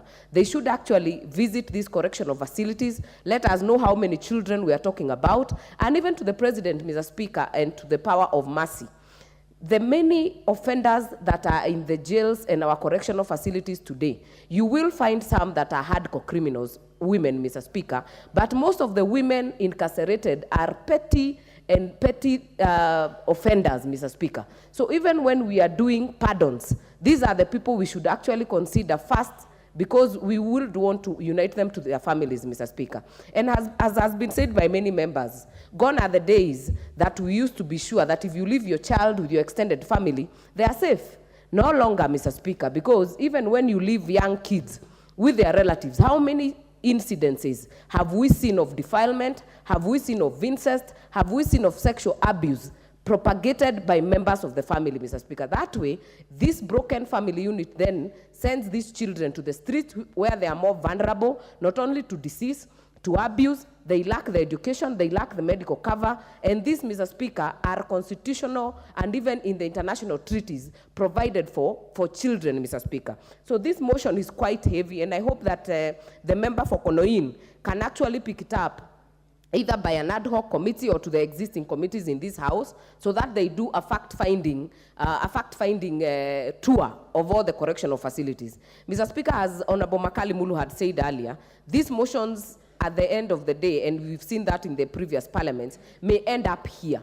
And when you say urges the government, we agree we should urge the government. But in terms of deliverables, who does the follow-up of these motions, Mr. Speaker? And this also goes to the Committee of Implementation in this House. How many motions have we assented to so far in this 13th Parliament? How many have actually started being implemented? Does it need to be a bill? And how do you hold into account this House in terms of implementing these motions, Mr. Speaker? So I think it calls to a bigger responsibility. The Committee of Implementation, the Social Protection Committee, the Labor Committee, all these committees, Mr. Speaker, must work hand in hand to ensure that children who are the very important persons in this country and this republic, Mr. Speaker, are not left behind. Because when we speak of the SDGs, when we speak sustainable development goals, and we say leaving no one behind, and yet no one speaks for the children, because children will not be members of parliament in this house when they are minors. It is us to speak for them, because we are parents and we are representing them, Mr. Speaker. And even if they do not vote, we actually are their voice. So I hope that this can be truncated to even a bigger agenda, to actually do a fact-finding so that we can be able to tell what correctional measures can be done. And more importantly, the Committee of Implementation in this House must be able to table reports on the already churned out very many motions that have been assented to and very many bills that have been assented to know how far have we gone in implementation. I thank again Honorable Brighton Yegon, and I support the motion. Thank you, Mr. Speaker. Thank you. Honorable Abdul Haro of Mandera South. Thank you, Honorable Speaker, for allowing me the opportunity to put my voice and contribute to this important motion on the development of implementation of a child care program for children whose parents are in lawful custody. And I must take this opportunity to thank Honorable Brighton Yegon for coming up with this very timely and most welcome motion at a time when we know a lot of things are happening in all our societies all over the world in relation to children and the rights of children and the welfare of children. Honorable Speaker, the arrest of a child can have a significant impact the arrest of a parent can have significant impact on the child, especially if the arrest happens in the presence of a child. We are living in a society where children face a lot of challenges around us. We talk about the drug menace. You talk about sex pests who are lurking around in all our villages and all our societies. And looking at this motion, I think safeguarding children of arrested parents have a lot of importance. They have a lot of benefits to the child. For example, in supporting immediate and future physical, emotional, and psychological well-being of a child. It also helps in maintaining continued relationship between child and the parent, especially if the program takes into consideration the visits and the kind of coordination between how a child and the parents can keep communication with each other, even though the parent is in custody. Children development, certain impacts, it also has impact on the child's development, especially in relations to how the children will even in future view the police force, especially if the arrest happens in front of a child, it might have some lifelong impact on the child, to the effect that it can also determine how the child will view the police and the law enforcement in general as they grow up. Looking at the prayer that Honorable Brighton Yegon has asked, that we urge the government through the State Department of Social Protection and Senior Citizen Affairs to develop and implement a program for the care of children above the age of 4 years whose parents are under lawful custody. I think we should not urge, we should actually compel, this House should compel the government to develop, through the State Department of Social Protection, to develop and implement a program for child care. I'm a pastoralist, and we normally say, today's calf is tomorrow's cow.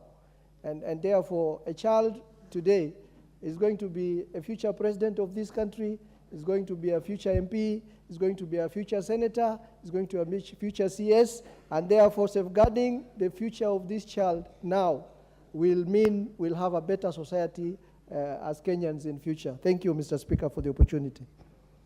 Thank you. The Honorable Adipo Andrew Okome of Karachuonyo.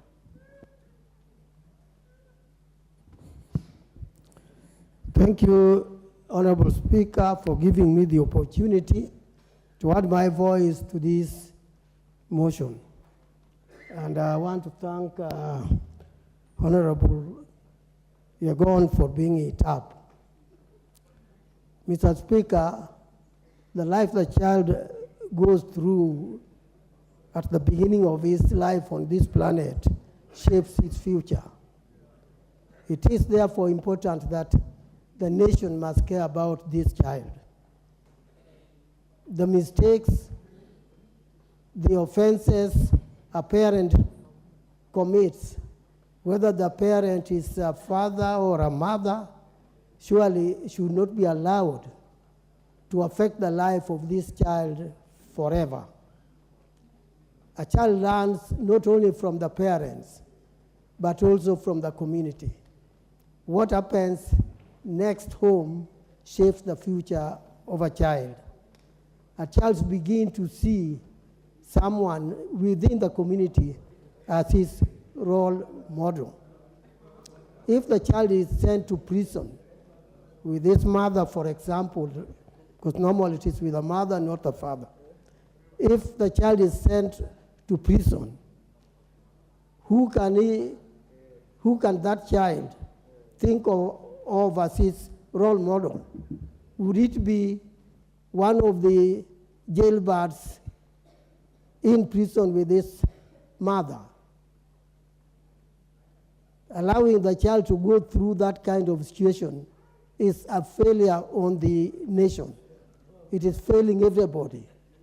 I therefore support the idea of creating a program that will make the child continue with the normal experience of growing in life, so that the child can find a more effective, useful, beneficial, and productive life when the child matures up. I think it is important that we compel the government, like my colleague mentioned, we compel the government to come up with a program that can be practical for the life of the child, a program that will make the child avoid seeing the horrors that happens in jail. Otherwise, if a child is allowed to go through that, the child will be part of those bad things that may be happening in jail. Thank you, Mr. Speaker, for having given me opportunity to contribute to this, as I support the motion. Thanks. Thank you. The Honorable Shakil Shabir of Kisumu East. Mr. Speaker, sir,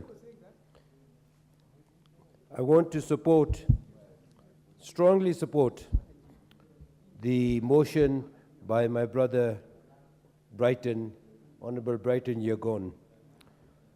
The issue of the child care program that has been proposed, especially after the year of 4, is one that has been recommended and one has been looked at everywhere in the world.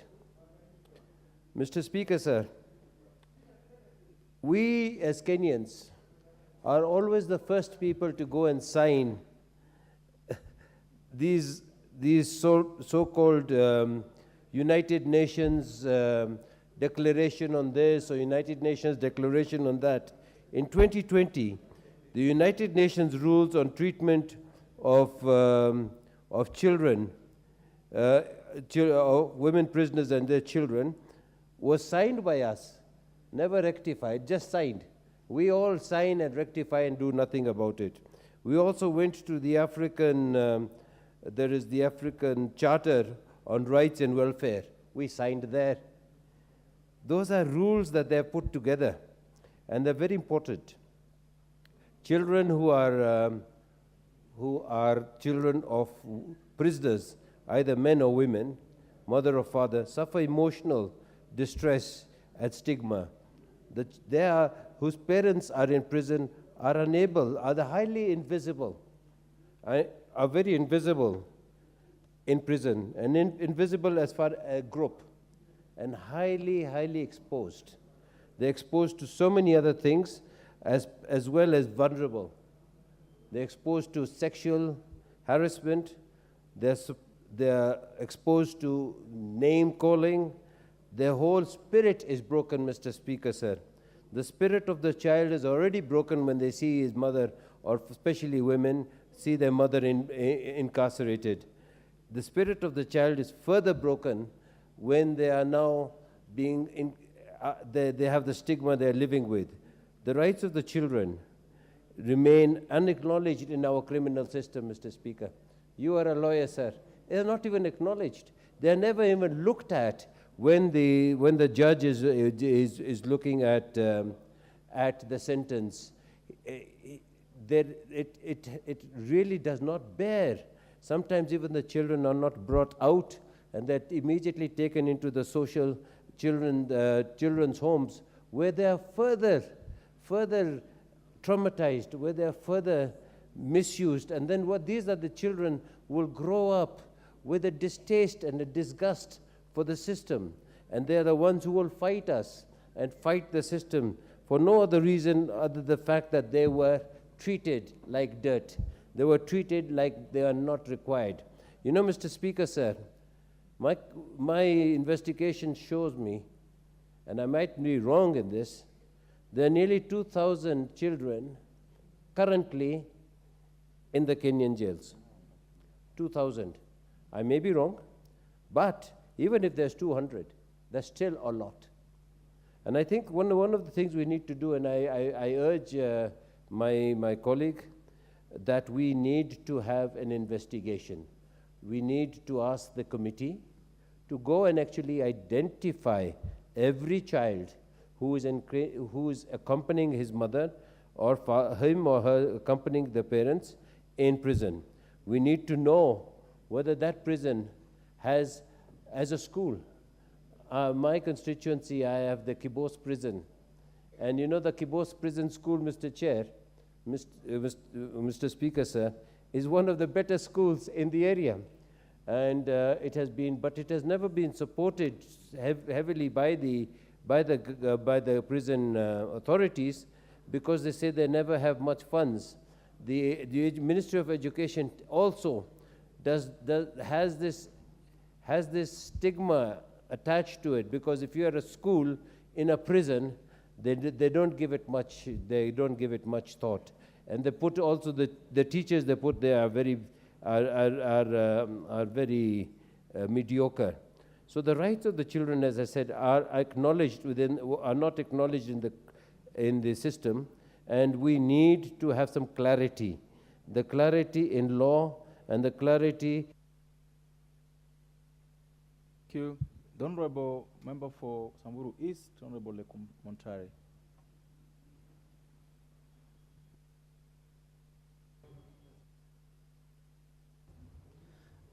Thank you, Honorable Speaker, for this chance.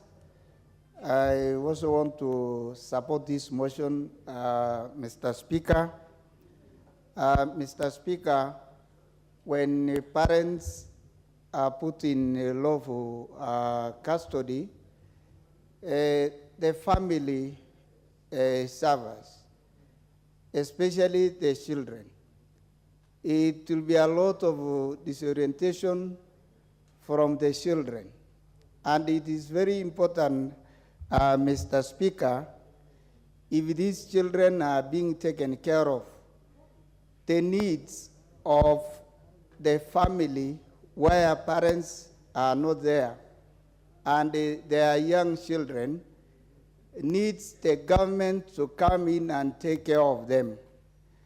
Mr. Speaker, you look at the needs of the children, including the school, all the needs they require, there is nobody left to take care of them. And Mr. Speaker, the growth of the children when their parents are not there will really be affected negatively because of the absence of their parents. And I think, Mr. Speaker, this motion is a very important motion that we really need to work on it so that the government has an obligation of the children where parents are in those prisons. And Mr. Speaker, the government of Kenya have tried to take care of even the orphans. And these children where parents are missing, Mr. Speaker, I think they are almost like those orphans because some people will go to prison for very many years. And all those years, Mr. Speaker, they will really matter to that kid. And I think it is a very important motion. We want to work on it. And it is really a very important motion to be implemented. And Mr. Speaker, we have lost so many children because of this. So I think it is good for this House to work on it, and we support it so that our children who are left, parents, some parents even jailed for years, and they have left their children. So I think it is a very important motion, Mr. Speaker. I want to support it, and thank you for the chance. This is a very important motion. Thank you, Mr. Speaker. Thank you. The Honorable Fatuma Mohammed of Migori. Thank you, Mr. Speaker, for this opportunity. I want to comment and support this, saying that children are our future. The Honorable Tindi Mwale, my board shows that Fatuma was definitely ahead of you in terms of logging and asking for time. So we just bid for your time. Go ahead, Honorable Fatuma. Thank you, Honorable Speaker. Today we have children seated in the gallery, and they need to know that they are our future, and we value them most. The Kenyan government need to take it very seriously to consider the situation of the children who are in custody with their parents. Some of the parents are innocent. Some of the parents are not innocent. But the bottom line is that parent in jail is going through emotional stress. That emotional stress is streamed down to the child because the child does not understand why she or he is confined in that room where the mother is. So I am urging the government that this is something that we need to take very serious, because mostly you find that it's women who are in jail that are in jail with their children. Luckily, father leave their mothers out and the children are taken care of by the mothers. But children under 4 years, we are told, Honorable Speaker, that before the child gets to 6 years, the brain is empty. So whatever you put in that brain is what will carry that child to the age where I am, where you are, and our elder parents. So below 6 years is an age that we need to take very seriously to help them grow. Apart from the mother being taken care of, the child needs emotional support. We have so many counselors who can counsel these children. They need psychological help so that the child can understand that the situation she or he is not permanent, and it is not her mistake or his mistake to be there. So the government should not just be urged should take it very seriously. The ministry concerned should take it very seriously, that the children are helped so that when they get out of the situation where the mother or the father is, they can continue and live a decent life, knowing that that was not a sentence to his or her life. Mr. Speaker, some of the children in jail are sick and they don't get proper treatment. There are conditions that need proper treatment. A child suffering from, an example, asthma. During cold season, the mother does not even have a warm clothing for herself. The children suffer more. Mothers who are breastfeeding need to be given more care because the child needs to be breastfed and the mother needs different food other than the other mothers or other women who are in prison with them. So, Mr. Speaker, the prison has been neglected, not just the children only, but we need to work on our prisons so that the child is taken care of just as the parent is also taken care of. You might have done a mistake, but prison is for correction. It's not for judgment that you will die there with in a disparate situation. It is an institution that is supposed to correct the bad behavior that you had when you are out. And so the child should not be made to understand otherwise, that my mother is a prisoner because my mother was a bad girl, so I grow knowing that my mother is a bad girl. Psychological help is what we need more than anything else. It must be accompanied by education.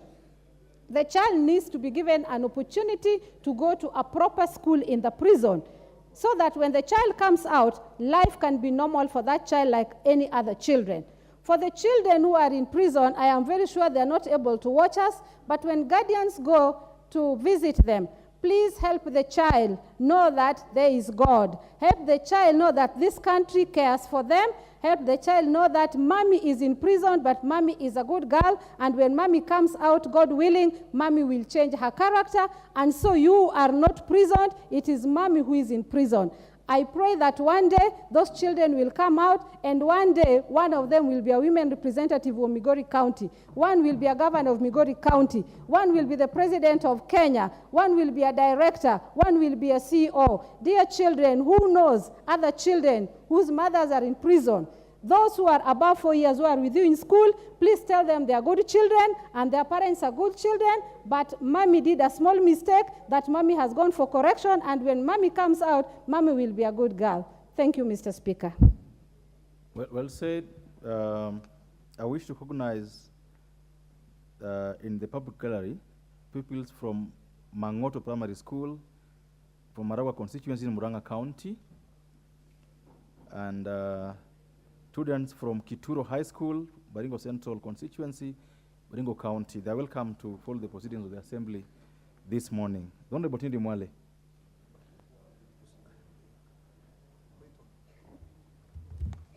Asante sana Bwana Spika. Bwana Spika, naanza na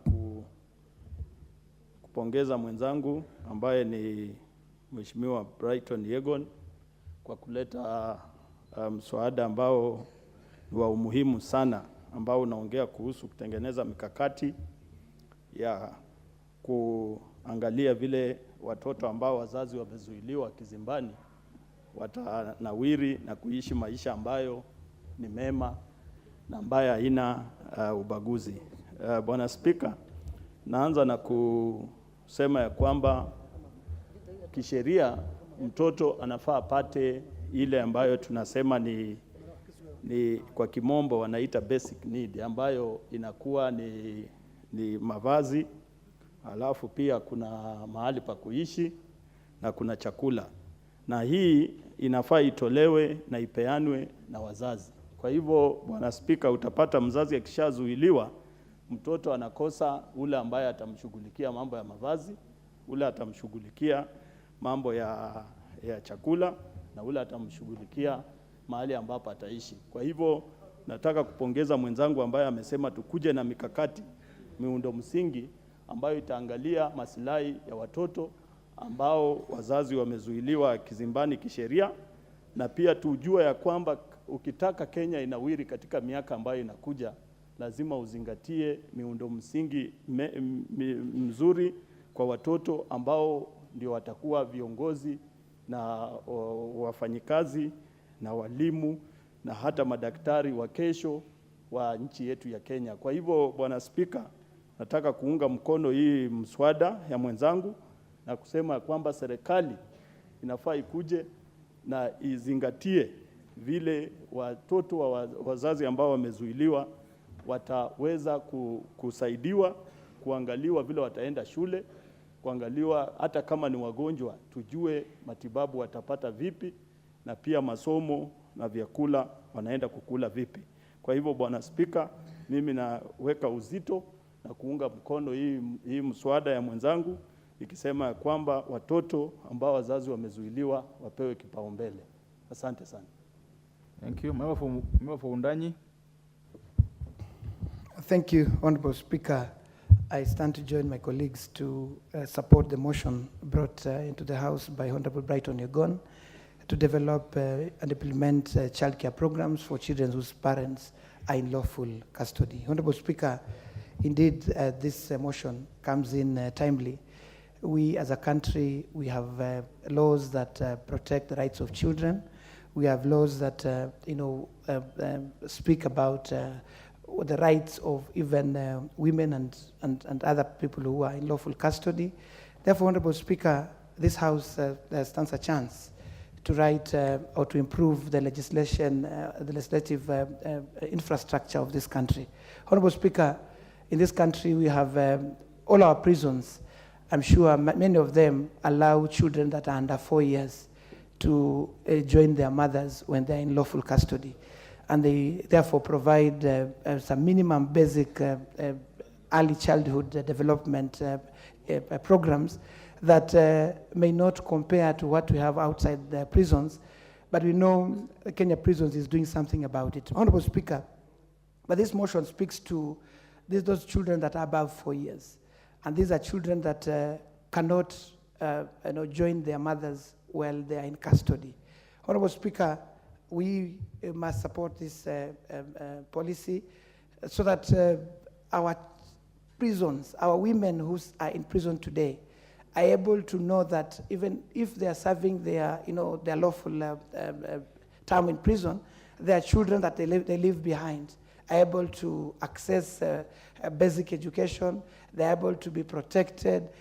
We know, Honorable Speaker, that these children that their mothers are in custody, first and foremost, they face discrimination.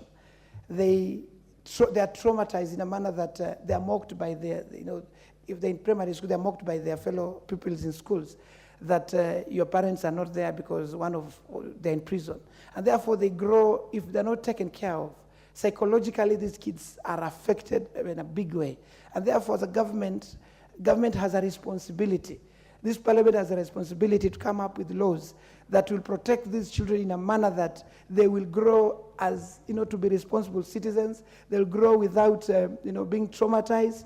And as well, they're able to find education without really, looking at around relatives who, in many times, they are not taken care of well, Honorable Speaker. Honorable Speaker, in my constituency, I have a prison that is home to very many women who, some of them who have children below 4 years, the children are in school that was started by a county government some years back. But we have so many that their children are at home, and these children are suffering from, they are very vulnerable. They face serious risks, Honorable Speaker, in the sense that we have a case in point of a child who is 5 years old, and the mother is in custody. This mother lived alone in a shanty. This mother did not have, a support structure, family that would support her. And therefore, this child, when the mother was taken in custody, the child also followed the mother to prison. And the child, luckily we have one officer of a prison, Senior Superintendent Justina, who has, recently she won an African award. She's really trying to, make sure that that child does not, fall into hands of predators and, does not suffer that the mother is in lawful custody. Honorable Speaker, I'm also reminded of United Nations had adopted a charter or rules that they're called 70 rules that take care of or give higher, premium to women who are in custody, and they're advising, legislatures, they're advising the legal system, the judiciary. If when they're passing judgment to women, they must underscore, they must remember that these women fall into a different category of people, and therefore they should give them lesser years in prison or lesser sentences so that they can, get out as soon as possible and rejoin with their families, Honorable Speaker. This, Honorable Speaker, I support, and therefore urge this House to keep supporting women, particularly those who have children and they're in lawful custody. Thank you, Honorable Speaker. Thank you. Member for Samburu, the Honorable Ingris. Thank you, Mr. Speaker, for giving me the opportunity to contribute to this motion, which is a very important motion for the life of our children. Mr. Speaker, we know that the children are our responsibility and also the responsibility of this nation. We know that once parents are separated from their children, Mr. Speaker, the children go through a lot of stress and a lot of challenges. The children normally need a lot of care, especially when they are still young, at the age of 4 and above. And when they are separated from their parents, they really suffer because no one is there to take care of them. Mr. Speaker, in African tradition, children belong to the society. But nowadays, we have seen a lot of changes that children depend on their parents entirely. And once these children are separated from their parents, they suffer a lot of problems because no one is there to take care of them. They suffer a lot of social problems, spiritual care. They also lack economic power and economic support. Some of them also get out of school because no one will be there to take care of their education. And also, they also suffer because no one is there to take care of their medical requirements or medical support. Mr. Speaker, I want to thank the member who has thought about this kind of support for our children, because children belong to the society and children belong to this nation. And we always say that our children are our tomorrow leaders. So I want to support the member who has brought this kind of the motion, that our department should come up with the programs that will support our children when they are separated from their parents. We also understand, Mr. Speaker, that most of the parents get themselves into unlawful activities as they struggle to provide for their children. Those who go to charcoal burning, sometimes they are arrested in the forest. Those who engage into unlawful activities to be able to provide for their children. And sometimes they suffer because they suffer because they also want to provide for their children. So, Mr. Speaker, I want to thank the member and support this kind of the motion so that the Department of Social Protection should come up with programs that can support our children in terms of spiritual support, in terms of economical support, and also in terms of their education, and also provide in the absence of their parents. Thank you, Mr. Speaker. I support the motion. Thank you. Thank you. Member for Suba South. Thank you very much, Honorable Speaker. I rise to support this motion, which is urging the government to develop and implement a childcare program for children whose parents are incarcerated. And Honorable Speaker, I would like to speculate that our dear colleague, Honorable Brighton Yegon, was probably inspired by Matthew 25 in the Bible, which says, "For I was hungry and you gave me something to eat. I was thirsty and you gave me something to drink. I was a stranger and you invited me in. I needed clothes and you clothed me. I was sick and you looked after me. I was in prison and you came to visit me." Honorable Speaker, I would like to make some suggestions that should go on record as part of what should form that childcare program. Number one, I would like to propose that in developing that childcare program, the government or the State Department concerned should establish a foster care program for the children whose parents are incarcerated. I think there should always be somebody standing in loco parentis with respect to those children. And the first point of call should be the other parent, if it is one parent who is incarcerated. And the second one should be a relative, a close relative, or a foster home or a child care home. But I think there should be very clear guidelines as to how those processes should be handled in case one parent or both parents have been incarcerated. The second one I would like to propose is that the government also considers establishing a special bursary scheme for the children whose parents are in prison for purposes of their education. I once had the opportunity to be the first person, I think, to conduct a harambe in Kamiti Maximum Prison for a friend of mine who had spent 18 years there. And his children became of age, and he needed money to educate them at the university. So with the late Commissioner Isaiah Osugo, may God rest his soul in eternal peace, we went there and raised quite a bit of money, again with fellow prisoners contributing and other prison staff. And we were able to educate his children, one of whom is today an engineer. So I would like to urge that there is a special bursary for their education established specifically for those who are children from vulnerable families. There should be no non-termination of parental rights. I think children should continue to visit their parents in prison, and after post-release, there should be a way of reuniting them together with their parents and connecting them and giving them psychosocial support. And finally, Mr. Speaker, I think the program should also have a core component of training the caregivers or social services providers who will be taking care of these children in the absence of their parents. With those few remarks, Honorable Speaker, I support the motion. Thank you very much. Whose card has not worked, and I'm told she was here, among the first people. If your card is not working, it's good to let the clerks know. Yeah, so that chance is yours now. The Honorable Paul Murigi, you just kept, she's been here since I sat on this seat. Thank you, Honorable Speaker, for... Order. The Honorable Ndikiri, you must not speak on every motion. Must you? Because you cannot sit on your seat and tell the Speaker you've not spoken. It's not the way it's done. You're an assistant member. You know how it works. Honorable McClap, you can't walk in here and then you say you've not spoken. It's never done like that. You come, you log in your card, then when you are reached, you have your chance.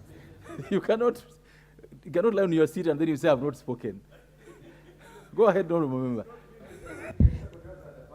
Thank you, Honorable Speaker, for giving me this opportunity to support the motion by my Vice Chair in the Committee of Agriculture. But before I do that, I wish to also take this opportunity to welcome the students, the peoples from Manyata constituency that is in Embu County, who are visiting with us and are in the gallery. And so feel welcome and ensure that discipline and hard work and the right attitude towards your education is key. And now to the motion of the day by the Vice Chair, Agriculture, who is Honorable Brighton. I wish to say that when we are talking about these mothers or fathers in custody, they could be either a single father or a single mother, yet they have left behind the children of the ages that we have been discussing about in this parliament. Others could be in custody, whether they created some offenses or not. But we are here as parliament to look into how or what are the modalities that can be used to ensure that these children are supported. These children, Mr. Speaker, they go through a lot of challenges, like ridicule from their neighbors, emotional stress. They also go through a lot of stigma and trauma, and also no proper parenting from the parents that are in custody. Also, they lack role model people that they can turn to, and psychological effects, notwithstanding that these students and these children need a lot of counseling. Mr. Speaker, allow me to highlight that just like we have the Inua Jamii program that takes care of the vulnerable children, the elderly and those kind of categories, the government can come into the rescue of these children and even be incorporated in the Inua Jamii program because they are vulnerable. And even as they think about setting up a fund to educate these children and take care of the needs of these children, the first issue that can be dealt with is to incorporate them in the next coming exercise for registration in the Inua Jamii program so that they can also benefit from that fund. As I finish, Mr. Speaker, allow me to say that this motion is long overdue and it came on time when these children need to be supported by the government because when their parents are not with them, then they are exposed to suffering and they're exposed to a lot of pressure. Thank you, Mr. Speaker. I support. Thank you. I wish to recognize two pupils from SEK Mukangu Primary School from Manyata constituency, Embu County, and students from Ntumu Boarding Primary School from Mara constituency, Tharaka Nithi. They are in the public gallery and they are welcome to follow the proceedings of the House this morning. The Honorable Brighton. Okay.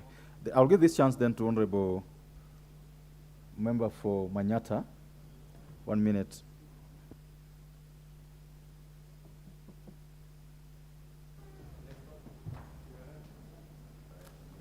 Thank you, Honorable Speaker. And I wish to take this opportunity to launch an official complaint. I normally like sitting here, and this microphone has not worked for like 2 weeks. So I've always shifted my position. I think ICT can check on that. But first, Honorable Speaker, I want to thank you for recognizing the schools that are here. And among them is a very young school called Mukangu ACK Secondary School that is in my constituency of Manyata constituency. A school that has a lot of potential and a school that is budding to be a leader in education. However, it's a day school in this our constituency, our county, and also in this country, Honorable Speaker. And on this, Honorable Speaker, I'm happy we are talking about a motion on implementation of child care program for children whose parents are in lawful custody. And I wish to say that also, let's not forget, Honorable Speaker, that many schools that, that serve our young people, day secondary schools, to be specific, Honorable Speaker, face a problem of issues of school fees that we are able to handle as members of parliament through the NGCDF. And Honorable Speaker, in my place, I made history by giving 53 million, which is the highest that can be given in CDF, to bursaries and to ensure our schools are able to benefit. I would wish, Honorable Speaker, to add that I saw a very good act by the director, Mount Kenya University, last week when he was doing graduations. He waived all the school fees that have been pending for those people who have cleared and have not picked their certificates, Honorable Speaker. I call upon all the principals in those day secondary schools and also our public universities to see up to it that we waiver the school fees of those. The member for Manyata, we had a motion we were debating. You are completely out of order. Next time we give you a chance in this situation, you debate the motion on the floor, not your own motion. But your time is spent. This is the chance. You had only a minute, actually. This chance is for the mover. This chance is for the mover, the motion to reply. The Honorable Brighton, you're gone. Thank you very much, Mr. Speaker. Before I reply, I want to give 1 minute to Naomi, 1.5 minutes to Naomi Wako, our Deputy Whip, and then Farah. These are honorable members, so you call them Honorable Naomi, Honorable Farah, yes. Honorable Naomi, another 1.5 minutes, Honorable Yegon Unwet, another 1.5 minutes, and The Honorable John Paul Mwirigi, another 1.5 minutes. Them 1.5 minutes, please. Thank you, Mr. Speaker, sir. May I also appreciate Mheshimiwa Honorable Yegon, Brighton Yegon, for allowing me to have a minute out of his time. I just want to support this motion, which is very timely and also very important in our whole society. It is true that children go through emotional distress and social stigma. As we all know, according to African context, once your parents are in prison, people feel that you have also committed the same sin and they run away from you. So this will help them. Again, the other hardship they go through is economic hardship because the support they used to get from parents is no longer there. And giving them this support will always encourage them. And also maintaining the relationship between parents and the children will also be very important. And so I support the motion and congratulate Honorable Yegon for coming up with this important motion. Thank you. Mr. Speaker, I also want to join the other speakers in congratulating the Honorable Yegon for bringing this very timely motion. Mr. Speaker, the Children's Act is very categorical. It says the best interest of the child, the very best interest of the child. And when a parent commits a crime and it is incarcerated, there is no collective punishment. The children are not supposed to be punished. In other developed, what they call jurisdictions, they have what you call adoption, and they also have foster cares. In both cases, if you study them very well, in the developed world, they don't work that well. To begin with, adoption in the African sense is non-existent. Your father is your father, regardless of what the economic conditions you're in or who brings you up or not.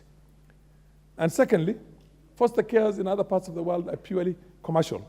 Honorable Yegon, I would appreciate if you add me 1 minute. You know, this is the former speaker, so anyway. I wish he has accepted in principle, so I think he has already said yes. Now, foster care doesn't work. What we want to do is that we allow the relatives of these children, the relatives of the people who are incarcerated, to take care of those children and bring them up in the spirit and the traditions of the African person and our cultures. But for the state to come in and support that and give a certain stipend to allow them to take good care of those children, and we have social workers who can go out there and monitor and see that that money is not spent on Changao or Busa or anything like that. It's actually spent in the best interest of those children. Mr. Speaker, those emotional distress can be taken care of by your uncles, your aunties, and your immediate relatives, not anybody else. So what I want us to do is that this is very good, it's very timely. Let's move in as Africans, as Kenyans, and take care of our own, such that those children, I know of a lady who is an administrator right now and who works with the government. She's a civil servant, and specialized as a DO everywhere she goes. She picks up children like that.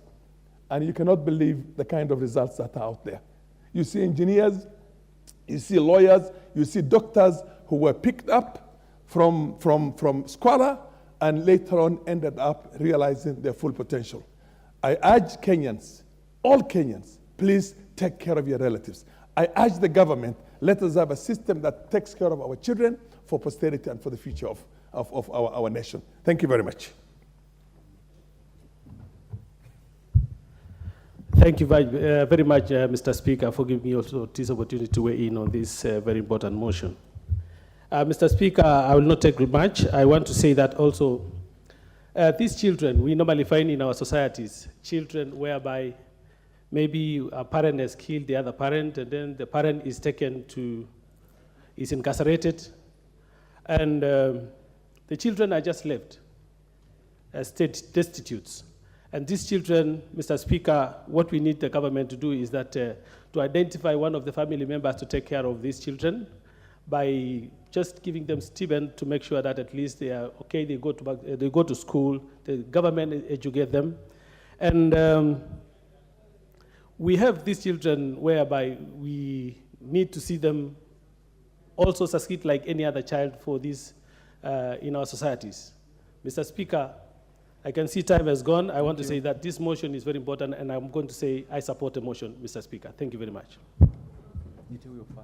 Asante sana Bwana Spika, pia nami najiunga kumpa hongera Mheshimiwa Yegon kwa kuleta mswada huu Bwana Spika kwa wakati ambao unaofaa.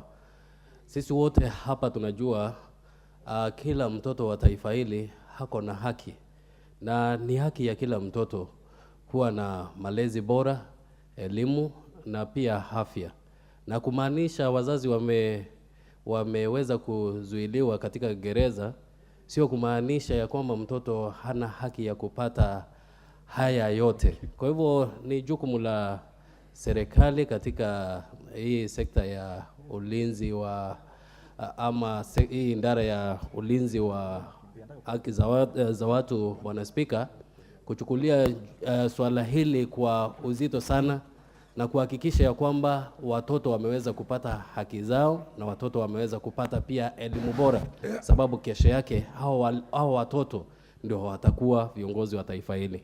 Asante sana na naomba kuunga. Kono. The other member who's now you can proceed and Mr. Speaker, I have two other members. I want to donate 1 minute. Proceed, proceed. So that I remain with 2 minutes. Proceed. Honorable Toto Tonya and Mudoni Dorothy. Honorable Mudoni Dorothy. Thank you, Mr. Speaker. As I support Honorable Brighton, really children matter. When we come to discuss on issues pertaining children, they feel that they are not left alone. As we are debating this issue of taking care, putting measures to taking care of children whose parents are in custody, Mr. Speaker, have seen children from Kisii walking into Parliament. It is good to receive them. St. Vincent and other children are around the house. See how those children are looking smart. Look how beautiful they are. Discussing issues that touch on children is the most important thing, Mr. Speaker. Love. Who doesn't want to be loved? Starting from members who are before the floor of the House, love is very paramount. In totality, all these that we are discussing is how we can bring them up with good morals and assuring them that there are people around who are thinking about them 24 hours. So, Honorable Brighton, this is a good motion. We support it, and we congratulate you for thinking about the welfare of our children. Thank you, Mr. Speaker. Thank you, Mr. Speaker. I also rise to support Honorable Brighton and say this is a very timely motion. Mr. Speaker, sir, you know, the life of a child is encompassed to the mother. Honorable Speaker, it is the right of every child to enjoy this life and be taken care of in the best way possible. And this is the reason why we say mothers, parents who find themselves in lawful custody, we must develop a framework to ensure that these children are not left to fate. Honorable Speaker, we must come up with regulations that will ensure that somebody responsible, either by way of adoption or by way of whichever way, this child finds a safe landing place for them to grow emotionally, psychologically, and grow in a family where they are loved. Honorable Speaker, I'm saying this because a child does not understand where the mother goes. If the mother is in prison, the child below, above 5 years, 6 years, this is the time the child wants to be connected more to the parent. And this is the time when the child is growing. Yes. Brighton, before you do that, and remember you only have 1 minute because you rented 8 minutes when you only had 5. I wish to recognize students from St. Vincent de Paul Boys Primary School from Kituru South, Kisii County. They are the speakers gallery. And then pupils from Baringo Primary School, Kuresoi North, Nakuru County, and pupils from St. Nicholas Primary School, Imede Central, Meru County. They are welcome to follow the proceedings of the House this morning. Honorable Yegon. Yes, Mr. Speaker, we've realized that during the discussion of the motion that most of these children are circumstantial children, Mr. Speaker.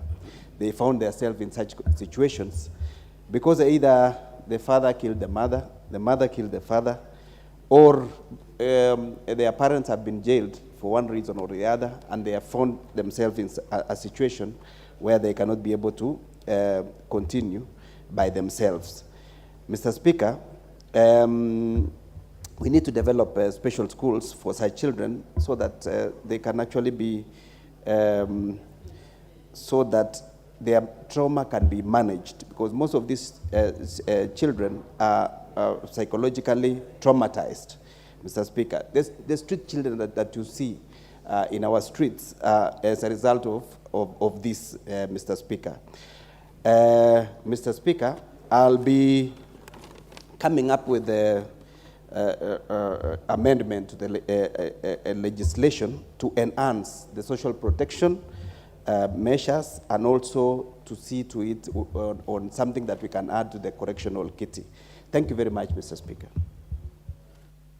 Thank you so much. Honourable members, the time for this motion is spent, and the question to settle this motion either way will be put at the next available time selected for its decision. We now move to motion number 15.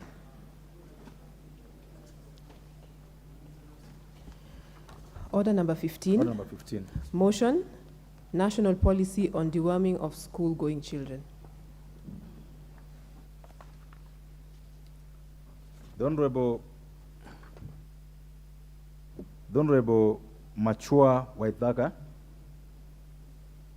is in the House. Yes, Speaker, Honorable Speaker. I rise on this motion, Mr. Speaker, that aware that Article 43(1)(a) of the Constitution provides that every person has a right to the highest attainable standard of health, including the right to healthcare services. Further aware that the relationship between health and education plays a significant role in school attendance rates, concerned that the negative effects of poor sanitation, such as parastatal infestations, particularly among school children, lead to anemia, stunt growth, and other stalling problems, which in turn lead to low school attendance and impact education standards. Recognizing that, according to research, school-based deworming is one of the most cost-effective interventions that provides a huge range of holistic and social benefits, such as increased school attendance and healthier kids who do better in school, while utilizing already existing school structures in administering deworming treatments to school pupils. Recalling that previous programs conducted by the Ministry of Health in partnership with the non-governmental organizations called Evidence Action have only been piloted in a few selected countries, and that the deworming efforts have been uncoordinated and dependent on external support with no clear policy or budgetary framework. Now, therefore, this House urges that the national government, through the Ministry of Health, develops a national policy on deworming school-going children as a crucial part of mainstreaming of healthcare access in the country. Mr. Speaker,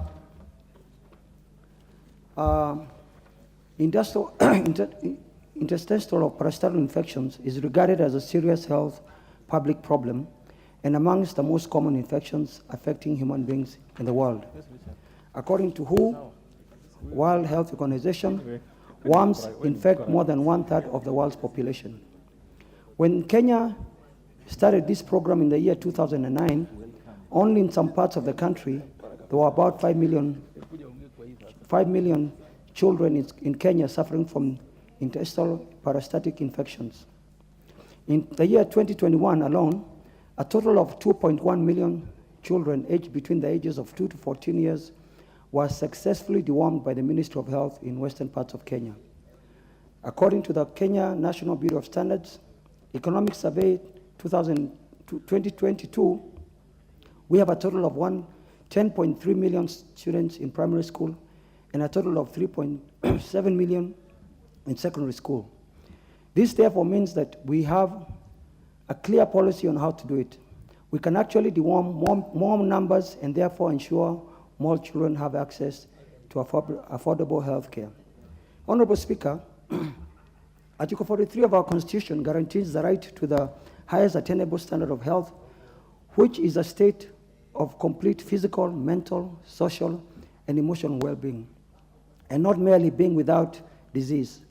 The objective of this motion, therefore, is to ensure that the Ministry of Health comes up with a clear national policy that will see to it that school-going children are dewormed on a regular basis so as to keep our children safe, while at the same time ensuring that they stay focused in their studies and that international worms, which are common in school-going kids, are gotten rid of. Honorable Speaker, deworming means getting rid of the intestinal worms, which are categorized as roundworms, whipworms, and hookworms.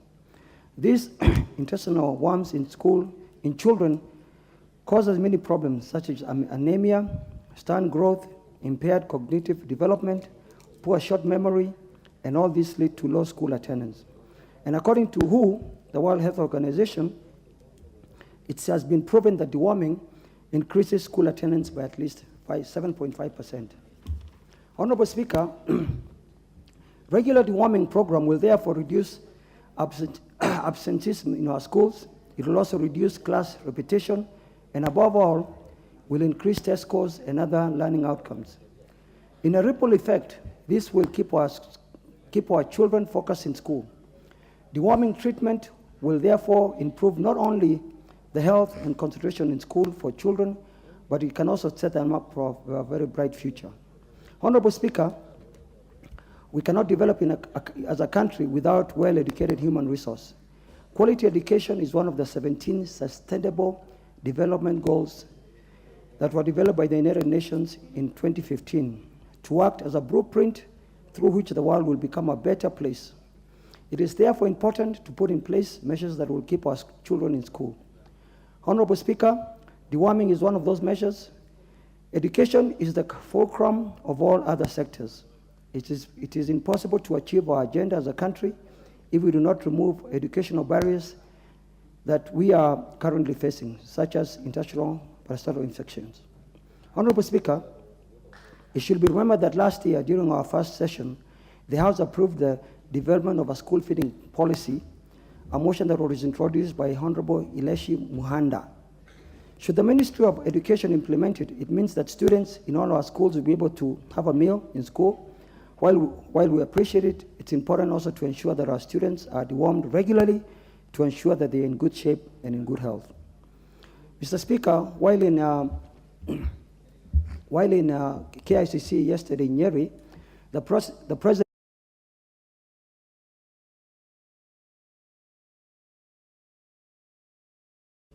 to make sure that our people are healthy. And I think if this motion is passed, which I believe it will be, it shall marry very well with the one that the President is proposing, so that we have many health promoters together with the deworming program in our primary schools. Mr. Speaker, I beg to move the motion, and I would like to ask Honorable Dorothy Modoni, Ikara, Mary County, Mheshimiwa, to second my motion. Honorable Ikara. Thank you very much, Honorable Speaker. Honorable Speaker, I rise to support this very important motion, and I want to thank Mheshimiwa Mashua Waithaka for bringing this up before the floor of this House. Honorable Speaker, I want to say Kenya is a country that is developing, and the fact that a majority of our infrastructure, including sanitation, is not very well taken care of, and this translates to the problem that we are having of deworming. Honorable Speaker, intestinal worms are primarily transmitted through contaminated soil or fecal matter, and in rural, pre-urban, and informal settlements, there is inadequate sanitation. Human waste and feces can be contaminated in the environment, including the soil and the water that our children take on a daily basis. Children playing or walking barefoot in these contaminated areas can easily contract the worms by ingesting the eggs or liver of these worms. Honorable Speaker, it is very evident that research assets that Kenya showed that the school-based masses deworming decreases absenteeism of our school-going children by 25%. And Honorable Speaker, it is important to note that when the school-aged children go to school, they have no boundaries. Honorable Speaker, they use the same facilities, they walk barefooted, they don't regularly even wash their hands, and hence this problem is very prevalent in our school. Honorable Speaker, based on this, it is important that children are regularly dewormed so that they can stay in school for a longer period. One important aspect of regular deworming, Honorable Speaker, it ensures that the retention of our children in school is maximized, and number two, the time of going to hospital is also reduced because very few children will go to the hospital based on maybe contacting these worms. Honorable Speaker, it is very evident because during the corona period,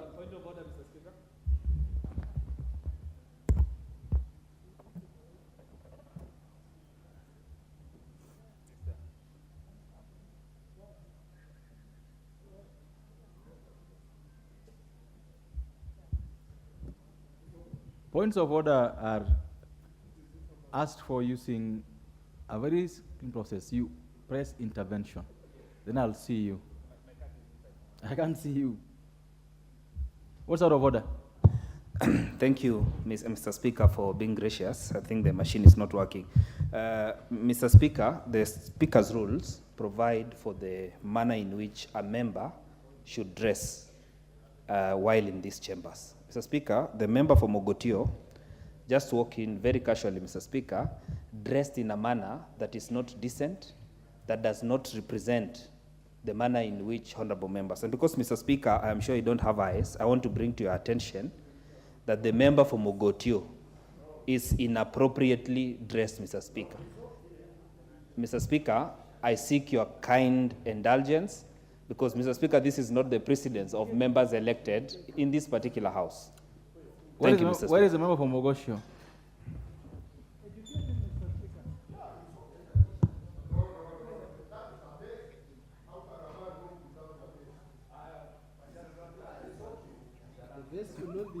I will give this chance to the honorable member who was on the floor to finish her contribution and second the motion. Then we'll deal with the honorable member for Mogotio after that.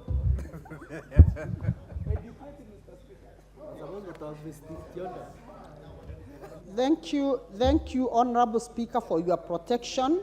Honorable Speaker, before I was interrupted, I was saying during the corona period, Honorable Speaker, it is scientifically evident that we had lesser hospital visitation because there was regular washing of hands with soap and water. Honorable Speaker, based on that evidence, Honorable Speaker, we know hygiene is very key to very many things. Honorable Speaker, I want to say this, the school-based deworming program is an effective, cost-effective program and easy to implement and poverty program, and it also offers a reliable, evidence-based data on how the government can contribute to this policy change.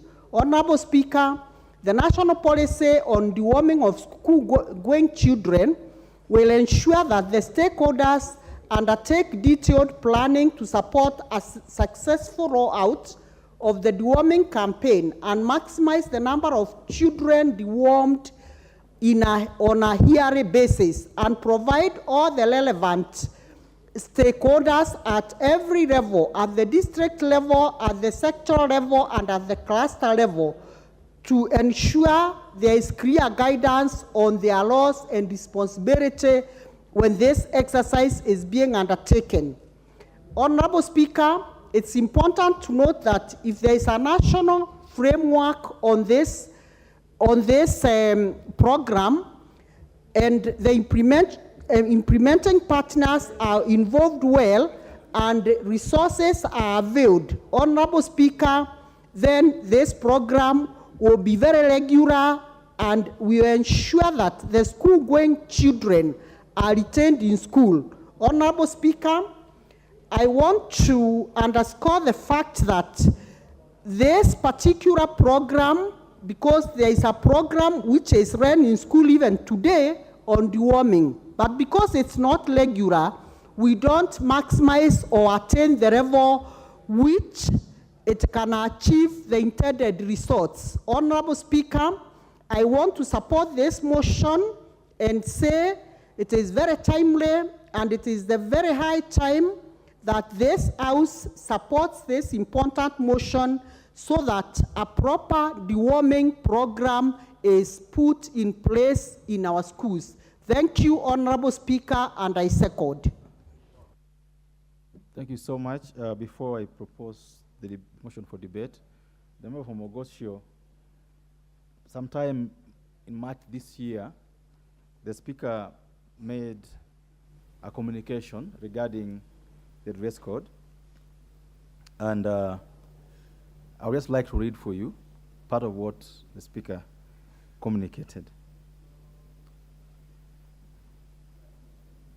That a proper dress code for men means a coat, collar, tie, long-sleeved shirt, long trousers, socks, and shoes or service uniform.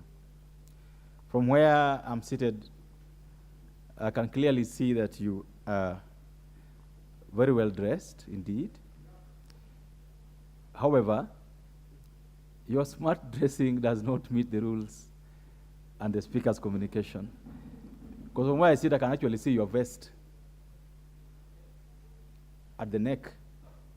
You could talk to Honorable Kaluma or the Honorable Otiende. They will tell you how to wear what you're wearing on today, what you're putting on today, in a manner that meets our rules. So therefore, order that you exit and get properly dressed and come back.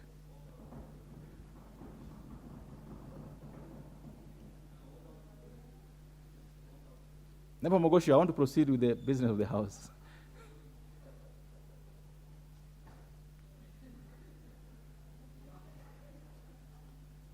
And just for the record, you need to have the collar. That's all you need to have, and you'll be properly dressed.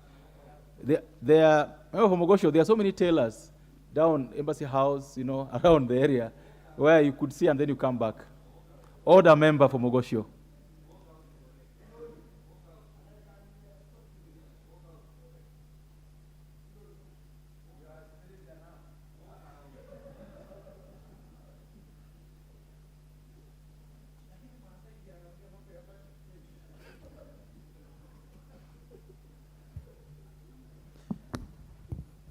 Honorable members, I wish to propose the motion that aware that Article 43(1)(a) of the Constitution provides that every person has the right to the highest attainable standard of health, including the right to health care services. Further aware that the relationship between health and education play a significant role in school attendance rates. concerned the negative effects of poor sanitation, such as parasite infestations, particularly among school children, lead to anemia, stunted growth, and other salient problems which in turn lead to low school attendance and impact education standards. Recognizing that according to research, school-based deworming is one of the most cost-effective interventions that provide a huge range of holistic and social benefits, such as increased school attendance and healthier kids who do better in school, while utilizing already existing school structures in administering deworming treatments to school pupils. Recalling that previous programs conducted by the Ministry of Health in partnership with the non-governmental organizations called Evidence Action have only been piloted in a few selected counties, and that the deworming efforts have been uncoordinated and dependent on external support with no clear policy or budgetary framework. Now, therefore, this House urges the national government through the Ministry of Health to develop a national policy on deworming school-going children as a crucial part of mainstreaming of healthcare access in the country. The Honorable Rindikiri Mugambi of Buri.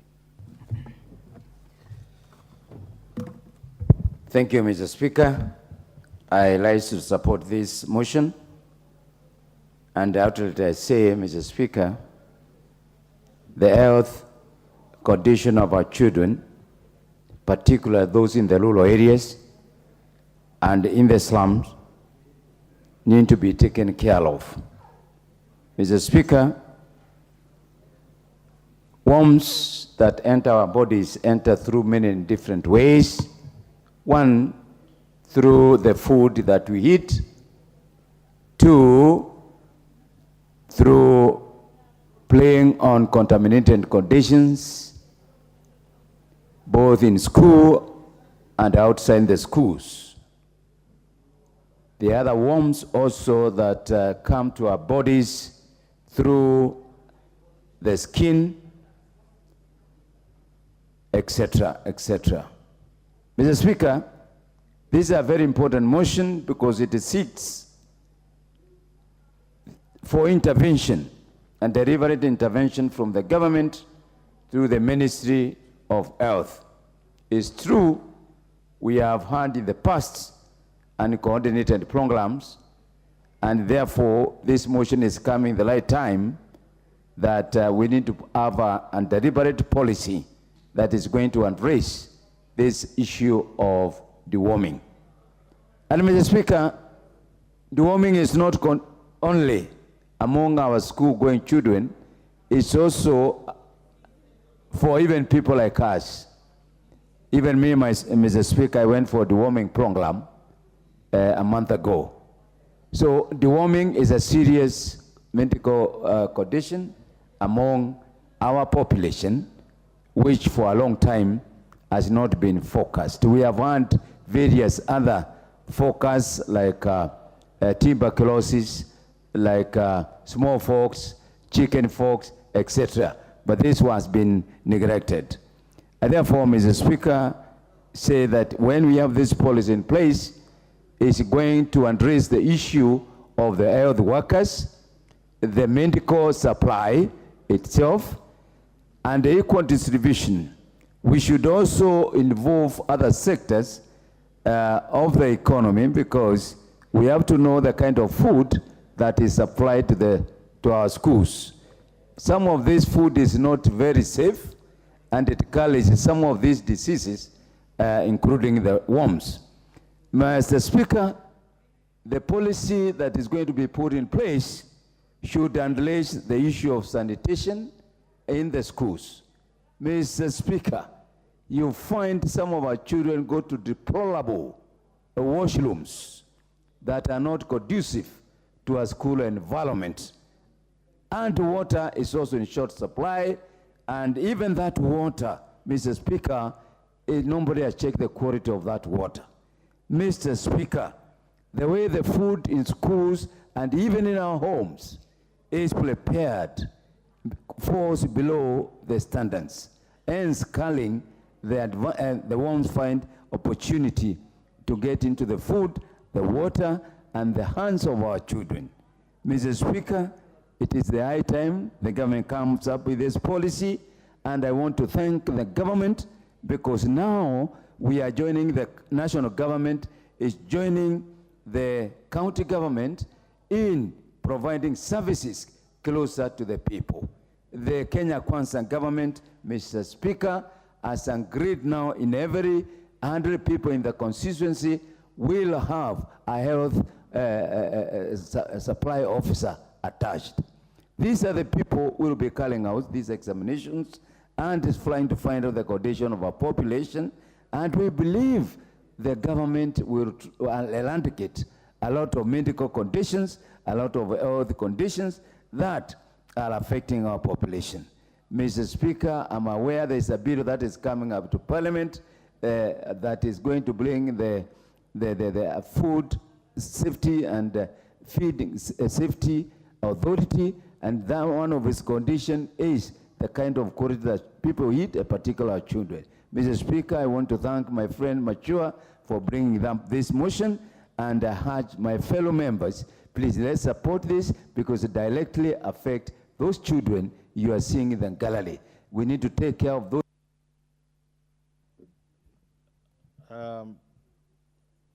The member for Buri, we wish to join you in welcoming students, pupils from the Catholic Church Mission Mitone Primary School from your constituency in Meru County. Take your seat, member for Buri. And then students from Kinyach Primary School, Baringo North, Baringo County.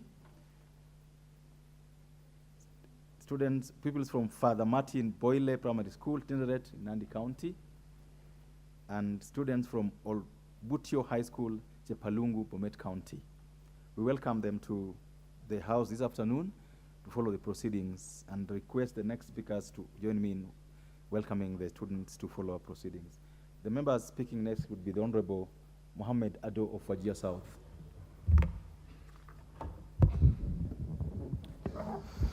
Thank you very much, Mr. Speaker.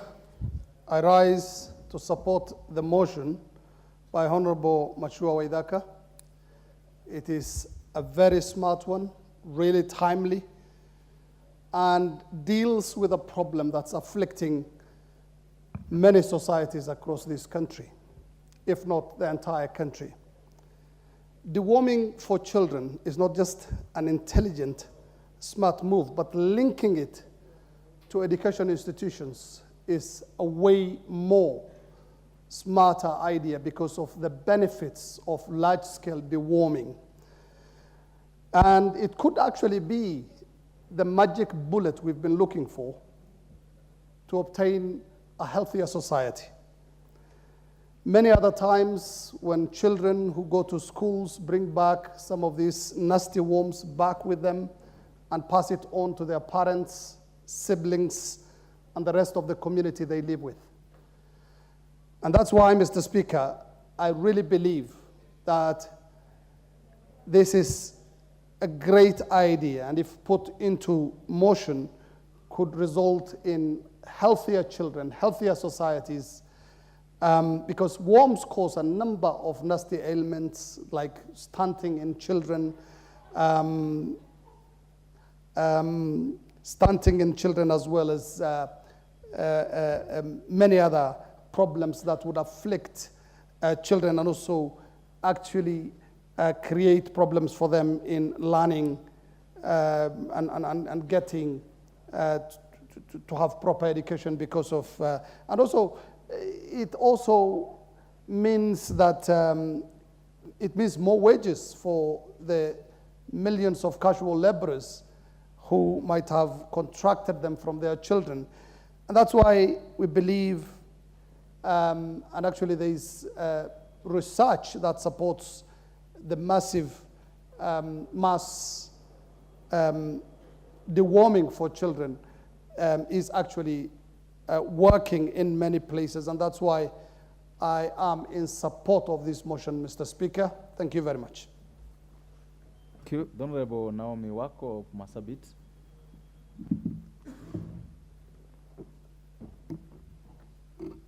Thank you, Mr. Speaker, sir, for giving me this opportunity to add my voice to this very important motion that touches on the lives of our young ones, children in schools. As I also thank Honorable Mashua Waithaka, MP, and also congratulate him for thinking about the future of our children, which is quite important to all of us.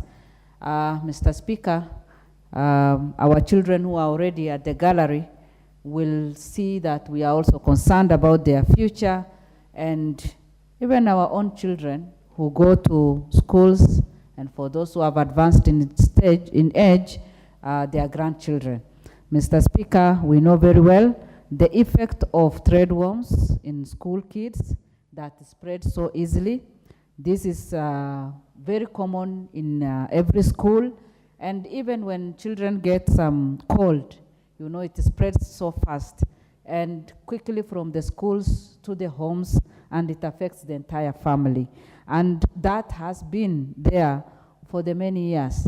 And we also know, because we have gone through all these stages, that we were also affected by all this as we were growing up. Some of us did not even have the opportunity to go to hospitals and get proper treatment, but through the grace of God, we are here today. And many children are still in that state today. And as this is implemented, because this needs to be implemented, when we look at the effect of this, Mr. Speaker, we see that it causes anemia, and some of the children even don't have good food or enough food so that they, you know, they are healthy enough. And if it affects them to be anemia or to have that problem, then it also have some more effects on them. It also affects them in their growth, and also some other silent problems that maybe is not known very well to many of us. And Mr. Speaker, the only way we can have a healthy society is to take care of our children. Anything that affects the growth of our children, anything that affects the future of our children, because if they are not healthy, then their future is also affected, and their dreams shattered. Mr. Speaker, we need to give this all the attention it deserves so that specific health workers can be identified and sent to different schools so that they can work with the schools and make sure that deworming is done on timely basis so that our children don't suffer from this. We also know very well that majority of our schools, especially those schools that are far from the cities, those schools that are in rural areas, those schools that are in counties that are still not very much developed, like some of the counties that we come from, are exposed in many ways because the schools themselves, they don't have good schools, good structures, and especially the facilities that they use, like toilets. We know how those facilities look like. And then that means that they can easily, you know, get these diseases and they get affected by this. The school facilities, as we also take care of this, must be improved and good health workers be put in place so that they can do this on timely basis. And the ministry, the State Department of this education must also put enough money so that we can take care of them. As we do this, we also do our part. Presidents must also make sure that hygiene is put into consideration, cutting the fingernails of our children, taking regular showers, and encouraging our children to just keep the clean, you know, the cleanliness at any standard. That then can really help us. And if one child gets in a home, then the parents has the responsibility of also making sure that the other child is treated. So, Mr. Speaker, I support this, and if we want a healthy society, a healthy future, and good performance from our children, we must give this the attention that it deserves. Thank you. Thank you. Member for Igembe North, Honorable Taitumu.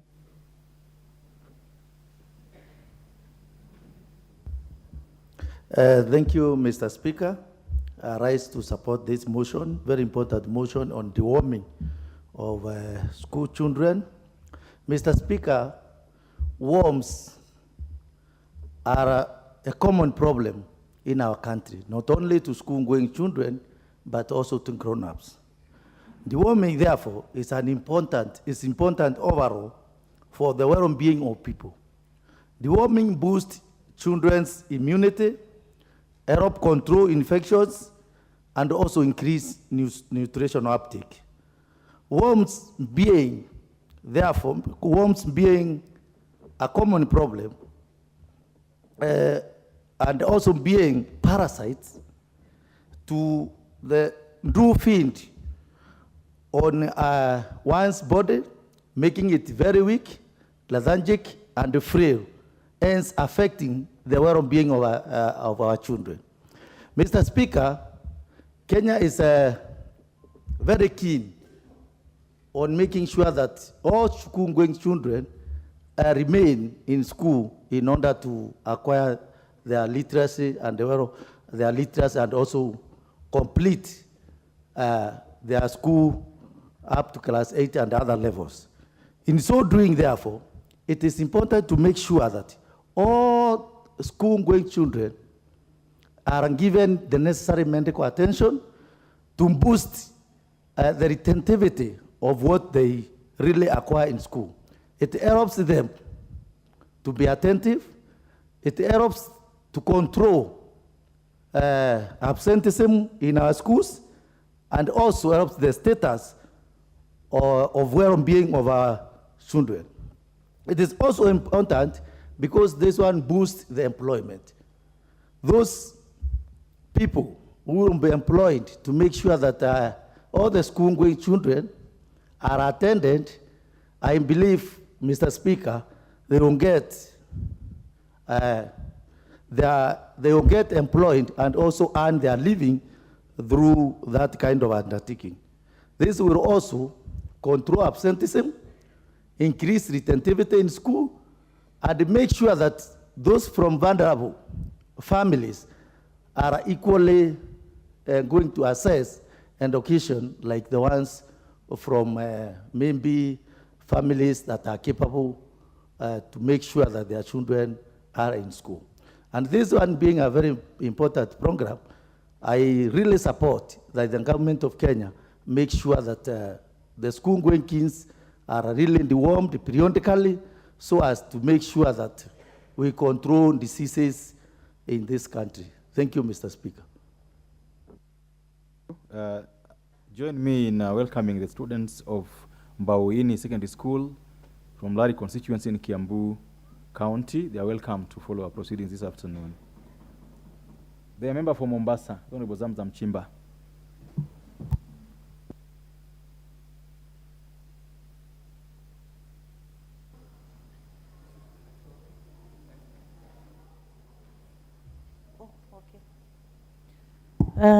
Asante sana Mheshimiwa Spika. Na mimi kama mama nataka kuunga mjadala huu wa leo kuwa watoto wetu, vipenzi vyetu, roho zetu katika mashule waweze kupata dawa za kuweza kutoa minyoo. Mheshimiwa Spika, nakumbuka wakati tukiwa wadogo ilikuwa tuwapewa dawa ambazo ukikaa hujakaa vizuri unapata minyoo ametoka, mdudu mrefu sana tena wa kutisha. Ilikuwa tukilia sisi wakati hizo, lakini Mheshimiwa Spika, naona kwa vile mambo yameendelea na teknoloji imekuja mpya na madaktari wanafanya kazi yao kwa kasi, kuna dawa nzuri nzuri ambazo mtoto akila ule minyoo huwa yuwasagwa ndani ya tumbo ikawa mtoto yuwakaa vizuri. Mheshimiwa Spika, Mheshimiwa Spika, elimu ya watoto wetu imetatizika kwa sababu watoto wengi wanatoka katika familia ambayo ni maskini. Mheshimiwa Spika, hawapati lishe bora. Watoto pengine utapata wakienda kucheza kwenye michanga wanakula matope, maisha yao ni duni.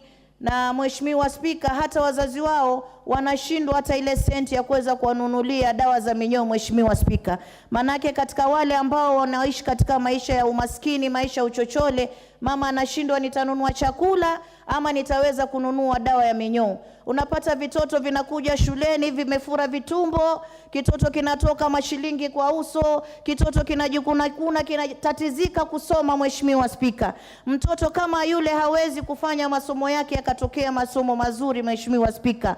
Kwa hiyo unapata mtoto ile hali yake damu inakosa katika mwili, manake yule minyoo ananyonya sana na kitumbo kimefura. Kila chakula anachoingiza ndani ya tumbo, Mheshimiwa Spika, minyoo ndo anang'ang'ania mle ndani ya tumbo akila kile chakula. Kwa hiyo unapata mtoto amekuwa na afya mbaya, vinywele vimekuwa vyekundu kwenye kichwa, kitoto hakina sura ya kuangaliwa, chachekwa na wenzake. Mheshimiwa Spika, paka anapata ile stigma ndani ya skuli, anaona kama wenzake wanamuona si mwenzao. Kwa hiyo Mheshimiwa Spika, mimi napenda kuunga mjadala huu wa leo kuwa shule zetu kufuatia Wizara ya Afya waweze kutoa hizi dawa, watoto wapelekewe katika mashule, watoto wetu waweze kula hizi dawa, ndio wanaweza kupata afya nzuri ya kuweza kuangalia masomo yao vizuri na kusoma wakiwa na furaha, ili na sisi tuweze kutoa madaktari, tuweze kutoa maraisi, tuweze kutoa viongozi, tuweze kutoa watu wa tajriba kubwa kubwa katika taifa hili, kwa sababu mtoto atakuwa amestawi katika elimu, amefocus akiwa darasani na matokeo yanatoka vizuri. Mheshimiwa Spika, Mheshimiwa Spika, bajeti ya taifa hili nyingi imekuwa imeenda katika vitu ambavyo si vya kusaidia hata sana, Mheshimiwa Spika. Lakini mimi naomba kama mama ambaye na watoto wangu watoto 6, Mheshimiwa Spika, wakati mwingine pia napotelea katika bunge ama katika kazi na sahau kuwadiwamu watoto wangu, kwa sababu mama anakuwa mbio kutafuta hali ya maisha.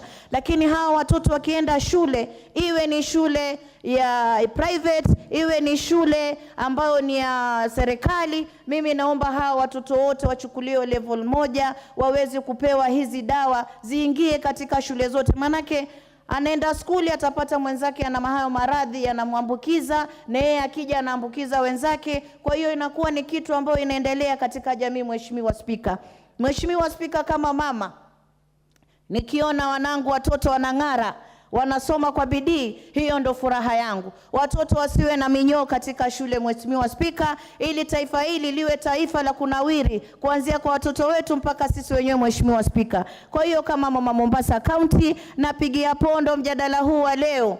Watu kule nje wanasema mimi nachapa hapa Kiswahili, nataka kuambia watu wangu wa Mombasa wana furaha nikizungumza nao kwa lugha ambao wanaielewa zaidi. Sio kuwa sielewi lugha ya Kiingereza, lakini nazungumza kwa lugha ambayo watu wangu wanaielewa zaidi. Kwa hiyo wana Mombasa, sisi tunasukuma dawa za minyoo zije katika mashule yetu ili watoto waweze kusoma kwa furaha. Asante sana Mheshimiwa Spika. Very well said. Such a graphic description of the worms and how they affect the body. This chance goes to the Honorable Member for Turkana, the Honorable Cecilia Ngitit.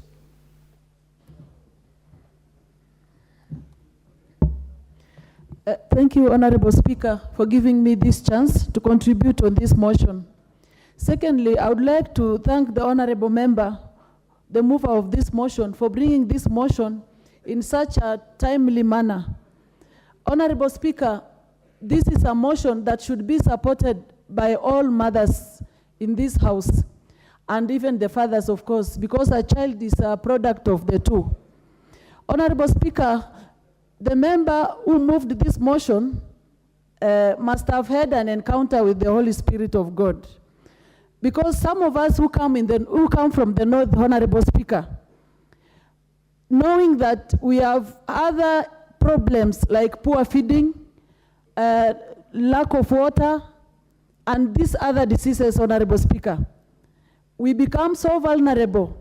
In fact, according to research in his report, I know the worst numbers come from the northern region, Honorable Speaker. Some of these problems are perpetuated by others.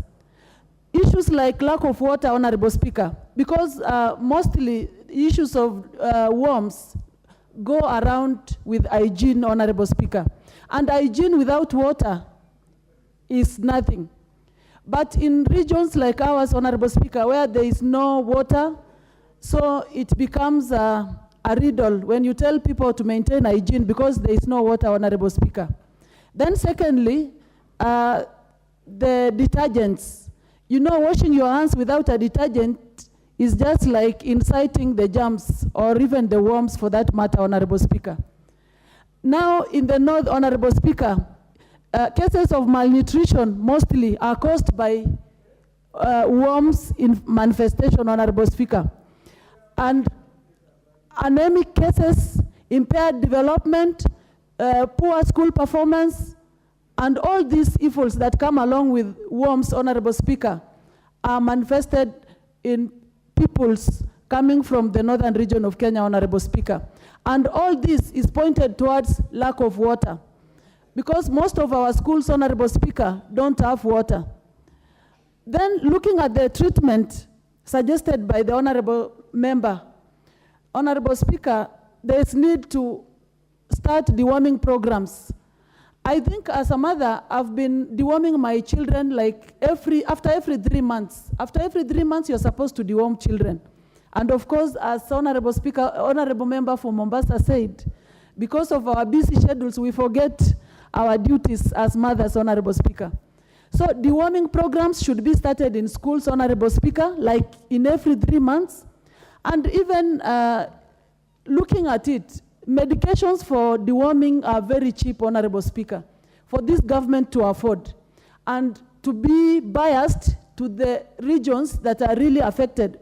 A government can do a research, a detailed research, to come up with most affected areas, Honorable Speaker. Then the efforts now be geared towards those areas, Honorable Speaker. Then another suggestion by the Honorable Member is that there can be improved hygiene, sanitation and hygiene, Honorable Speaker. This starts with installation of water. In areas like ours, Honorable Speaker, water is a problem. So when someone wants to address such matters, Honorable Speaker, they should start with supplying water, then supplying detergents.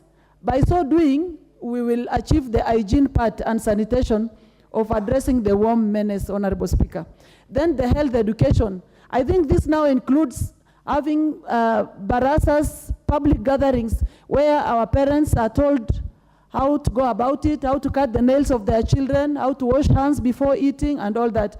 Honorable Speaker, when I was in school, we were taught how to wash hands. Washing hands is not just what we think to be. There is a procedure. There is a way someone is supposed to wash hands, starting from one point to another, so that to eradicate the germs and the worms in our hands, Honorable Speaker. Then there is the nutritional support, Honorable Speaker. Most of these children that have been infested by worms, you look at them, they are not doing good nutritionally, Honorable Speaker. So for a government to intervene, there is need to work out a nutritional support program that can include school feeding program, Honorable Speaker, and a feeding program that is so deliberate in balancing. Give her 1 minute.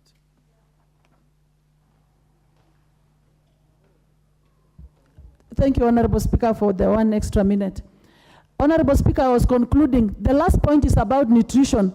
The government can work out on a nutritional support program, Honorable Speaker, that is so deliberate and biased on working on sorting out issues or malnutrition problems that have been caused by worms, Honorable Speaker. Because we have many malnutrition cases, but the ones caused by worms can be sorted out in a specific way. And I know medics who do nutrition and sanitation issues, Honorable Speaker, can understand all this.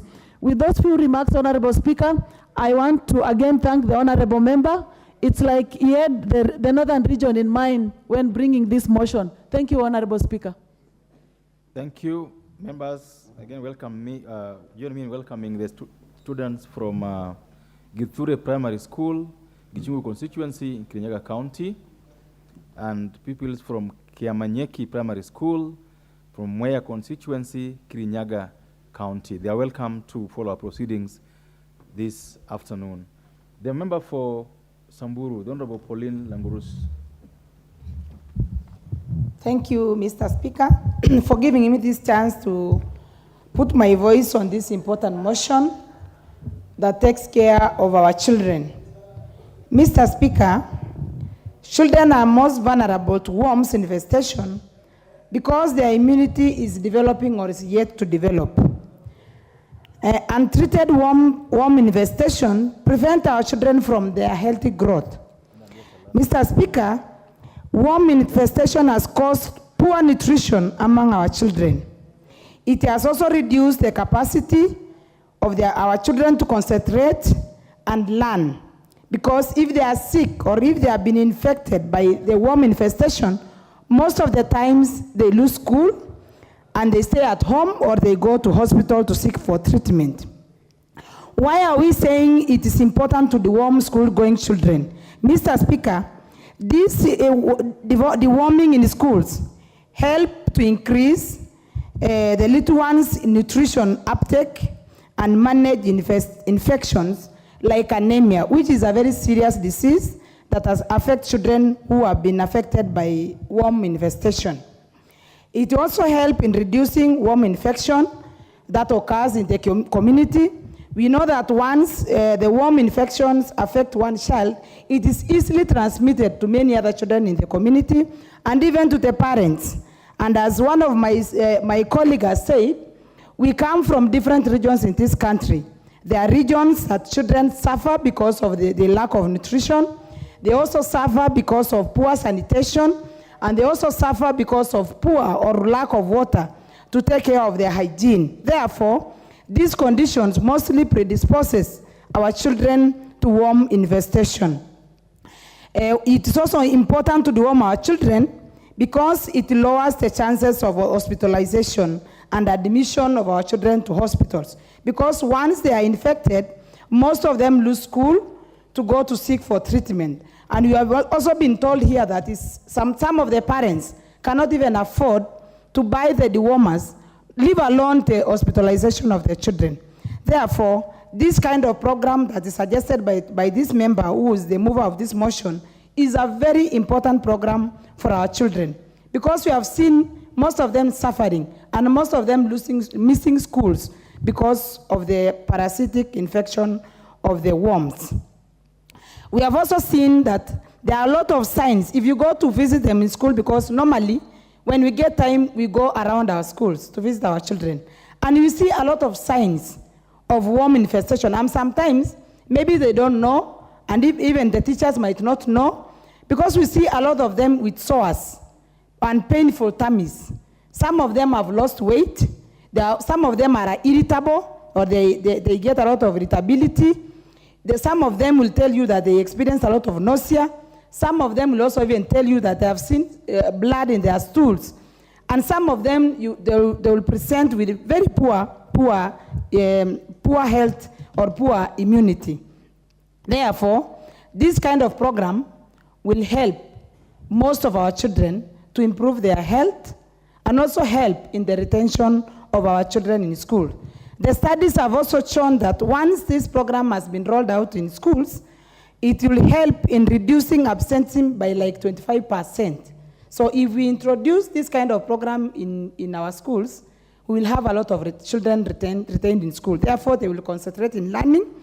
And we also encourage the Ministry of Education to take care of the nutritional value of our children. Because as it has been said by one of the members here, some of the children will not get even food in school, at home, sorry. But when they come to school, we encourage the ministry to provide the nutritional value of the nutritional value in terms of school feeding program, coupled with the deworming, which should be a program that should be started in all the schools. We expect that this Honorable House will set a budgetary aspect to ensure that this program is rolled out in all the schools. We also encourage the Ministry of Health, as I finish, to roll out this program and incorporate it with the universal health care program that is going to be rolled out in the whole country to ensure that this can be one of the procedures that will be introduced in all the schools, and it will be done as recommended by. Thank you. The Honorable Jackson Kosgei. Thank you, Mr. Speaker. I wish to congratulate the Member of Parliament who has introduced this motion on this subject of deworming of our children. Apart from being a constitutional right for our children to access the highest level of health facilitation possible, I think it is a moral right, Mr. Speaker, that parents and institutions of government should be able to participate in building a strong future generation. It has been said that the present generation is a trustee of the future generation. So deworming of our children is part of that, and health facility that should be given. And as the colleagues spoken before in support of this motion, I think the two ministries concerned, the Ministry of Education and the Ministry of Health, should be able to converge in expanding the services and make it possible, and especially in areas where marginalized or for other reasons, like disturbed areas where we have banditry or other social barriers that can restrain such services to reach there, and the Ministry of Interior, so that children from all over this country should enjoy. We also have another population. In our country, we have about 720 or so thousand refugees from various countries who have run to this country seeking asylum, or others are coming to find a peaceful environment.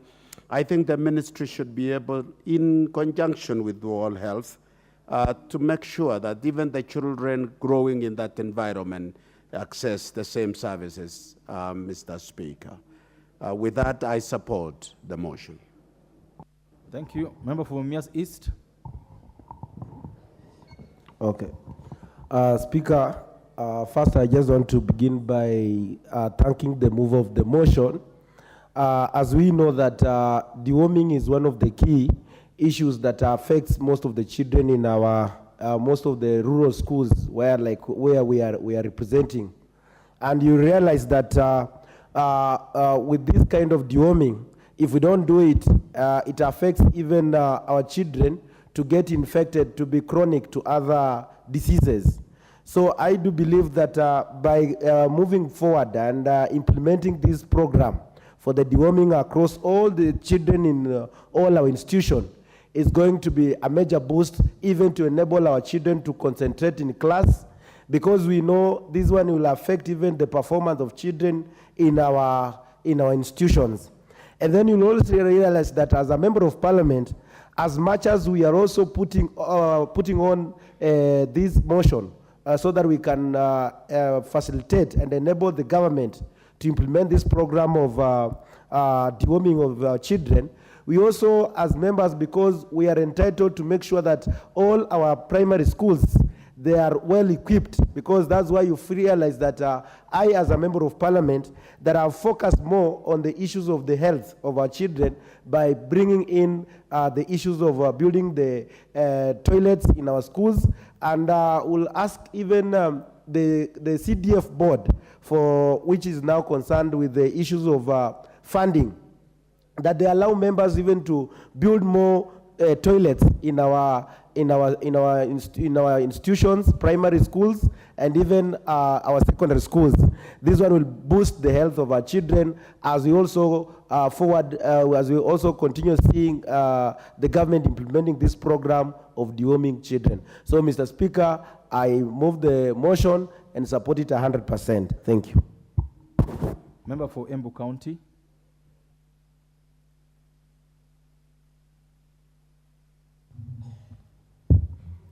Thank you, Honorable Speaker, for the opportunity.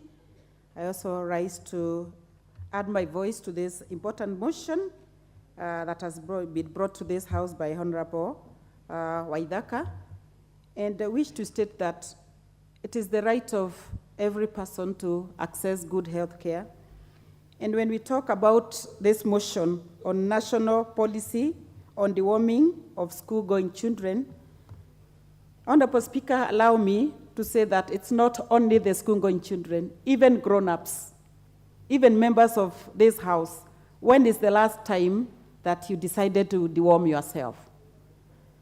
It is stated that both grown-ups, adults, and children should at least deworm themselves after every 6 months. That is to say, twice per year. And so, Honorable Speaker, when I stand to support this motion, I know that as much as it is the right of every one of us to access good health care, the most vulnerable when it comes to deworming our children are those in the rural areas, and especially in the slums, and in those very poor institutions. But that notwithstanding, Honorable Speaker, the issue of deworming cuts across. It is not a respecter of the poor or the rich. Because our children, whether they are in the rural areas, in the slums, or in the villages, they will still mingle with the upper class children in their schools. And so they will also be affected.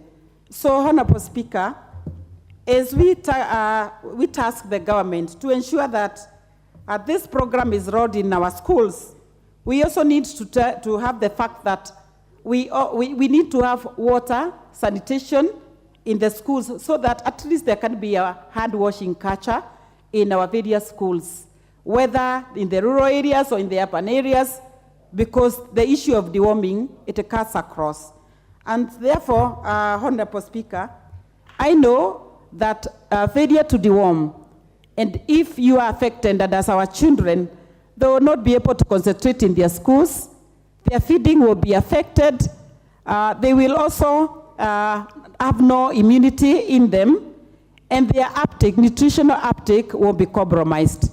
Therefore, I want to support this motion by saying that the government should set aside some budget to ensure that this deworming exercise is carried in the various schools across all the primary schools in the country, and also in our homes as parents. We need to take the vast responsibility to ensure that our children and our parents also go through the deworming exercise at least after every 6 months. As I finish, Honorable Speaker, I want to state that the Deputy President yesterday in Sagana State Road indicated the need to incorporate the community health frontiers, who then, when this program is rolled, can also help in the villages to administer the issue of deworming in the villages. And therefore, I wish to support this motion for this program of deworming to be established through the Ministry of Health and to be rolled in our schools. Thank you, Mr. Speaker. I support. Before the member for Kwale takes the chance, let me recognize and welcome pupils from Ayebo Primary School, Baringo North constituency in Baringo County, and pupils from Karunga Primary School from Gilgil, Nakuru County, and students from Nzukini Secondary School, Masinga constituency, Machakos County. They are welcome to follow our proceedings this afternoon and in the future. The Honorable Member for Kwale, Honorable Masito. Basi asante sana Mheshimiwa Spika kwa kunipatia fursa hii. Mimi pia niunge mkono na kumpatia kongole mjumbe mwenzangu wa kutoka Mheshimiwa Machua wa Ithaka kwa kuweza kuleta hoja hii mbele ya bunge hili. Hili ni swala ambalo ningependa lishabikiwe na wabunge wengi, wanaume na wanawake katika bunge hili. Tunatambua kuwa kwa kweli kuna shida kwa sababu ya umasikini uliokita mizizi katika jamii zetu na ni kwa Kenya nzima kwa jumla. Mimi naweza kupigia upatu sehemu yangu ile ya Kwale niliyotoka. Eneo lile la Kwale au gatuzi la Kwale, kuna sehemu za uchochole, umaskini mwingi kwa jamii zilizoko pale. Nikiangalia watoto wa shule, wala wanaokwenda shule ambao mzazi hawezi hata kununua kiatu, je, ataweza kumfanyia kumuondoshea minyoo au kumfanyia deworming yule mtoto wake? Hii ni la hasha, haiwezi. Ningependa hata mimi hii program ambayo tunaililia sana ipatikane, ya kuweza wanafunzi kufanyiwa zoezi la deworming au kufurushwa kwa minyoo liweze kupatikana katika mashule mengi au yote ya Kenya. Tukiangalia mashule mengi pale Kwale ninapotoka, hata maji mashule hayana.